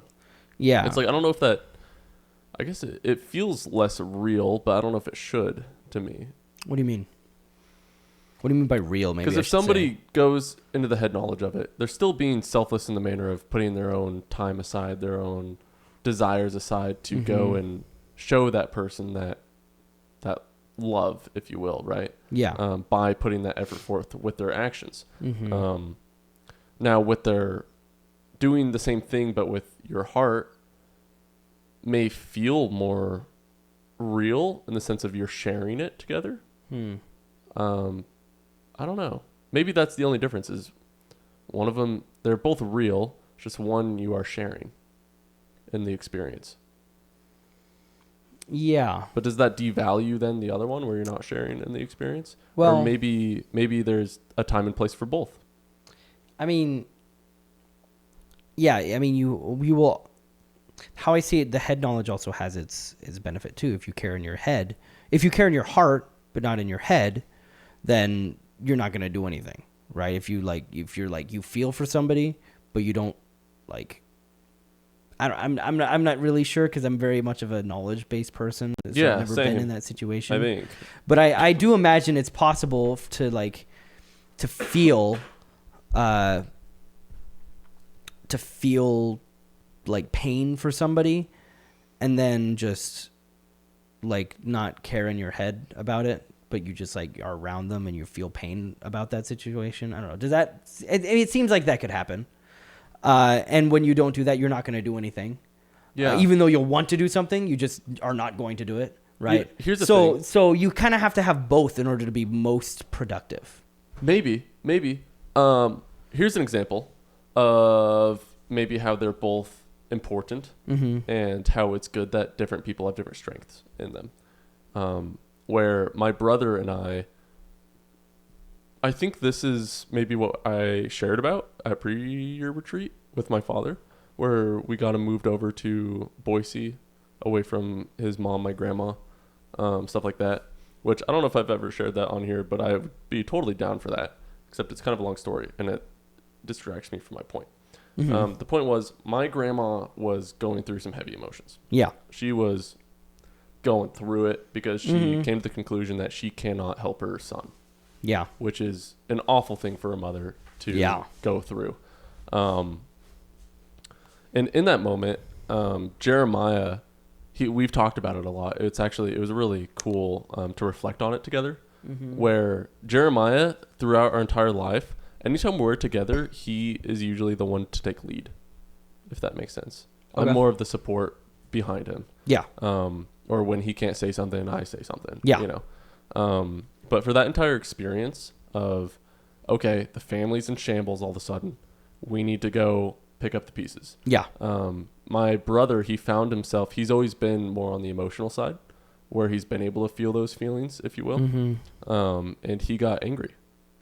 And he got angry with my father, seeing what, has happened to our family, and the pain that has been caused to our loved ones. And he took the back seat. And me being less emotional throughout our entire life was able then to push aside any negative feelings I have towards my father about the situation, and I just handled it. Yeah. In a peaceful manner, if that makes sense. Where Jeremiah then took the back seat because he knew that he was not able to handle the situation in a mature manner. Yeah. Yeah. And that is a definite strength of only head knowledge. Yeah. Right. And there's a long time that God allowed me to live like that because it does have a strength. Right. But there are also a lot of unhealthy things that have strengths to them. Right. Like I lived in a way 2 years ago. I was the only guy student facilitator, and God allowed me to live in a way that just absolutely was exhausting, right? I had like around 12 one-on-ones at one point. Just meeting with, one-on-ones you meet with, I assume a few people. Yeah. Yeah, I had like 12 of those, right?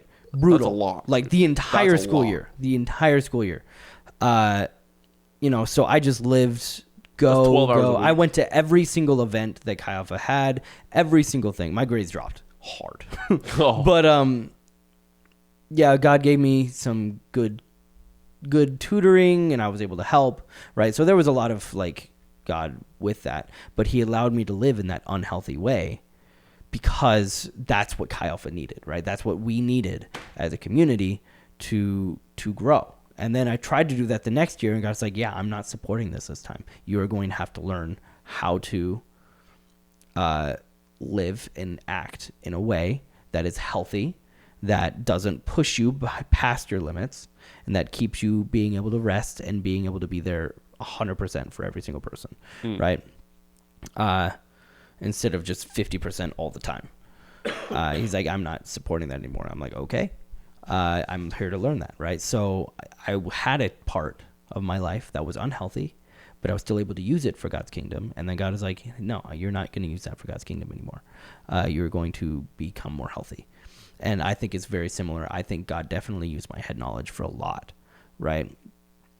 And he's still using it to this day, this head knowledge, but being able to feel emotions with people too, and to sit there and contemplate and be with them, with your heart posture, feeling empathy with them is something that's super valuable. And I think if I'm following Jesus' example, I can't ignore that part of myself as well. St. John? Yeah, do you know who St. John is? I've heard you guys talk about him. He's an interesting fella. Yeah. Maddie and I helped him move in. I held his tarantula.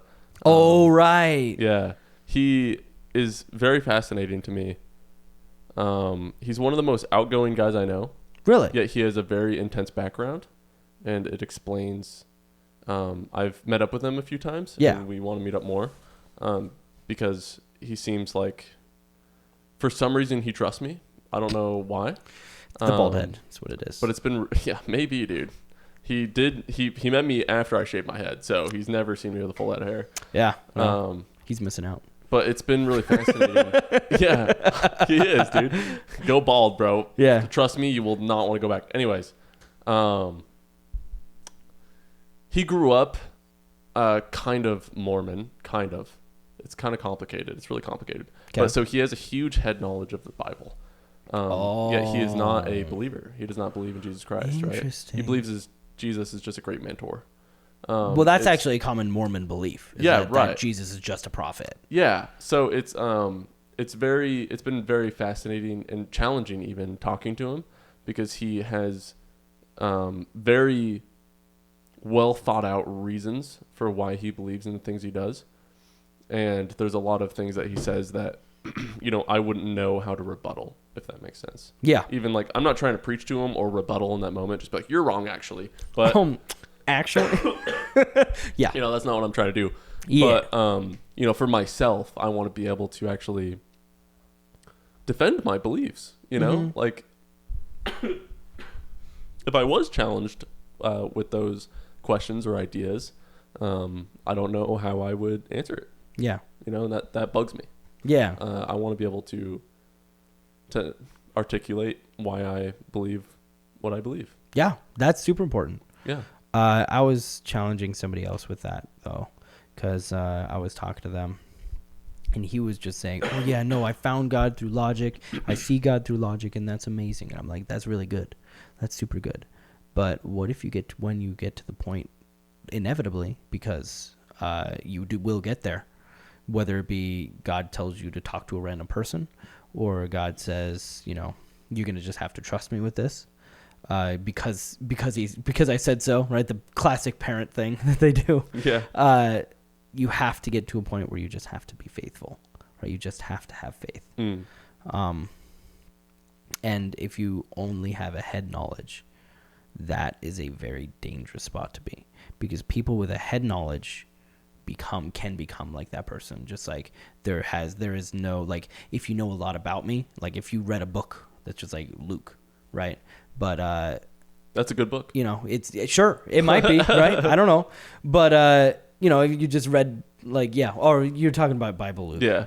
It is a good book. But that's not me. I bet you your Luke book would be good too. Probably not as good. But it might be pretty good. Be like, he didn't feel emotions. Then he tried to feel emotions. Chapter 2. Yeah. Now he's feeling emotions. Better, at least. A little better. A little better. Maybe, yeah. Keisha's helping me a lot with that, which is great. Women tend to be more in tune with that kind of stuff. Yeah. They probably feel more with the heart rather than the head. If that makes sense. Yeah, they're more heart-led versus logic. Women's But maybe intuition. as a man, maybe that's how it's designed. For like how we complement each other in that way. How when a woman is distraught in her heart, a man needs to be that rock for her to, you know. Yeah, like, that sounds a lot like kind of fixing a problem, which is not what girls that's being like. her sport. No, it's not fixing a problem. It's rather no. Here's the problem. If she starts breaking down, and then you also started breaking down, you know, that like disrupts the reason why she came to you. I feel. Yeah, maybe she came to you for emotional stability, maybe. Yeah. Or even like somebody to vent to. Yeah. And if you also broke down, couldn't handle it, then you're not somebody that she can rely on. Yeah. I think that's how I was. Yeah. Yeah. That's good. Yeah, we're back in this all of a sudden. Yeah. You're well, too fun I'm to just talk kind of to. waiting for Keisha to respond. All right, we can keep going. I don't know what she's. There's a lot of things that I'd want to ask you, but we haven't. I don't want to go on for another hour, but let's see if we do. Make it the longest one yet. Yeah. Well, I mean, we already are, right? The Pentecostal stuff. Yeah, the Pentecostal stuff. You were mentioning way back. This has been in my head. Like I've had a bullet point for the past while. Oh, crazy. I wanna just. I am free when you are. But cool. Please, we'll just cut it because she might be asleep. She's probably napping. Oh, rad. Know when you are. Her place is so close too. Yeah. I'll be right there.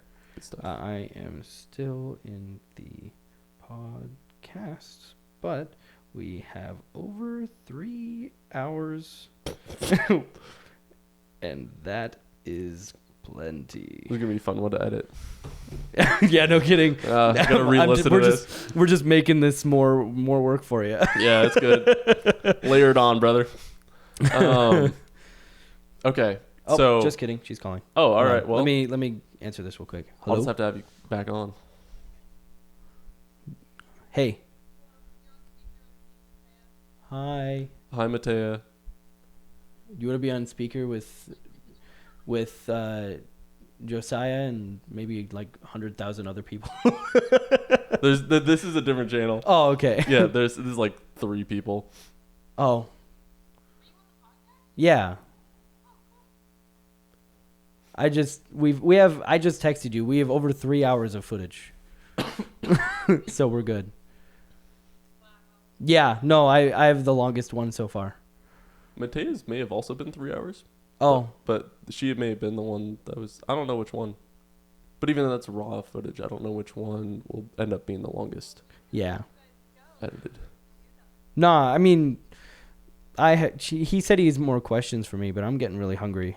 My answers are going to start getting shorter and shorter and not as good. So. Yeah, we're 3 hours is. Yeah. So I'll just good. I'll just ask him to invite me back. We can do it again. Deal. Yeah. All right. I'll just head over there.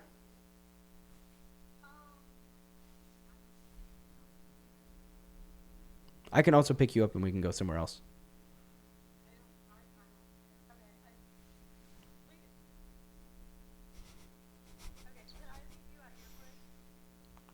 James might be there with Alethea.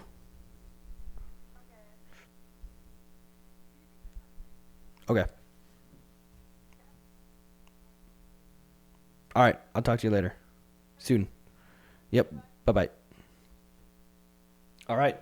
I'm gonna head out pretty soon. All right. This was Sir Luke Hoover. I said that right? Okay, cool. Sure. All Lucas Louver, people call me. Spooky Lukey.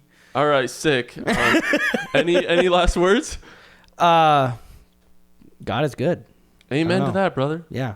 I mean, tell you what, I have had a lot of people praying for me and this journey that I've been on as a campus minister with Chi Alpha. And holy moly, it's been amazing. So, yeah, prayer works. Amen to that, Yeah. dude. It works. It's awesome. More than anybody could even understand. Yeah. It's I don't know. There's a lot of things that a there's lot of power in knowledge the I'd name of love to Jesus. say, and Yeah. yeah, maybe we'll do this again. Yeah. What? Yeah. Yeah. Yeah. If you want to. Yeah. Yeah. Yeah. All right. Cut. What's up, guys? Subscribe. Yes. Thanks for watching that episode. I hope you really enjoyed. I know we had a fun time making it. Please, if you really want to support us on Patreon, you will be getting the episodes a week ahead of time. So it's definitely worthwhile, or not. Just support us, just support us, please. We need money. You guys can find us on all the podcast platforms, hopefully. By this point, You will. you will. You will. So Spotify, Apple, All of them. I guess YouTube, but not really, And YouTube. And YouTube. So find us there, enjoy it, and if you don't, I will find you. He found me. Yeah. Amen.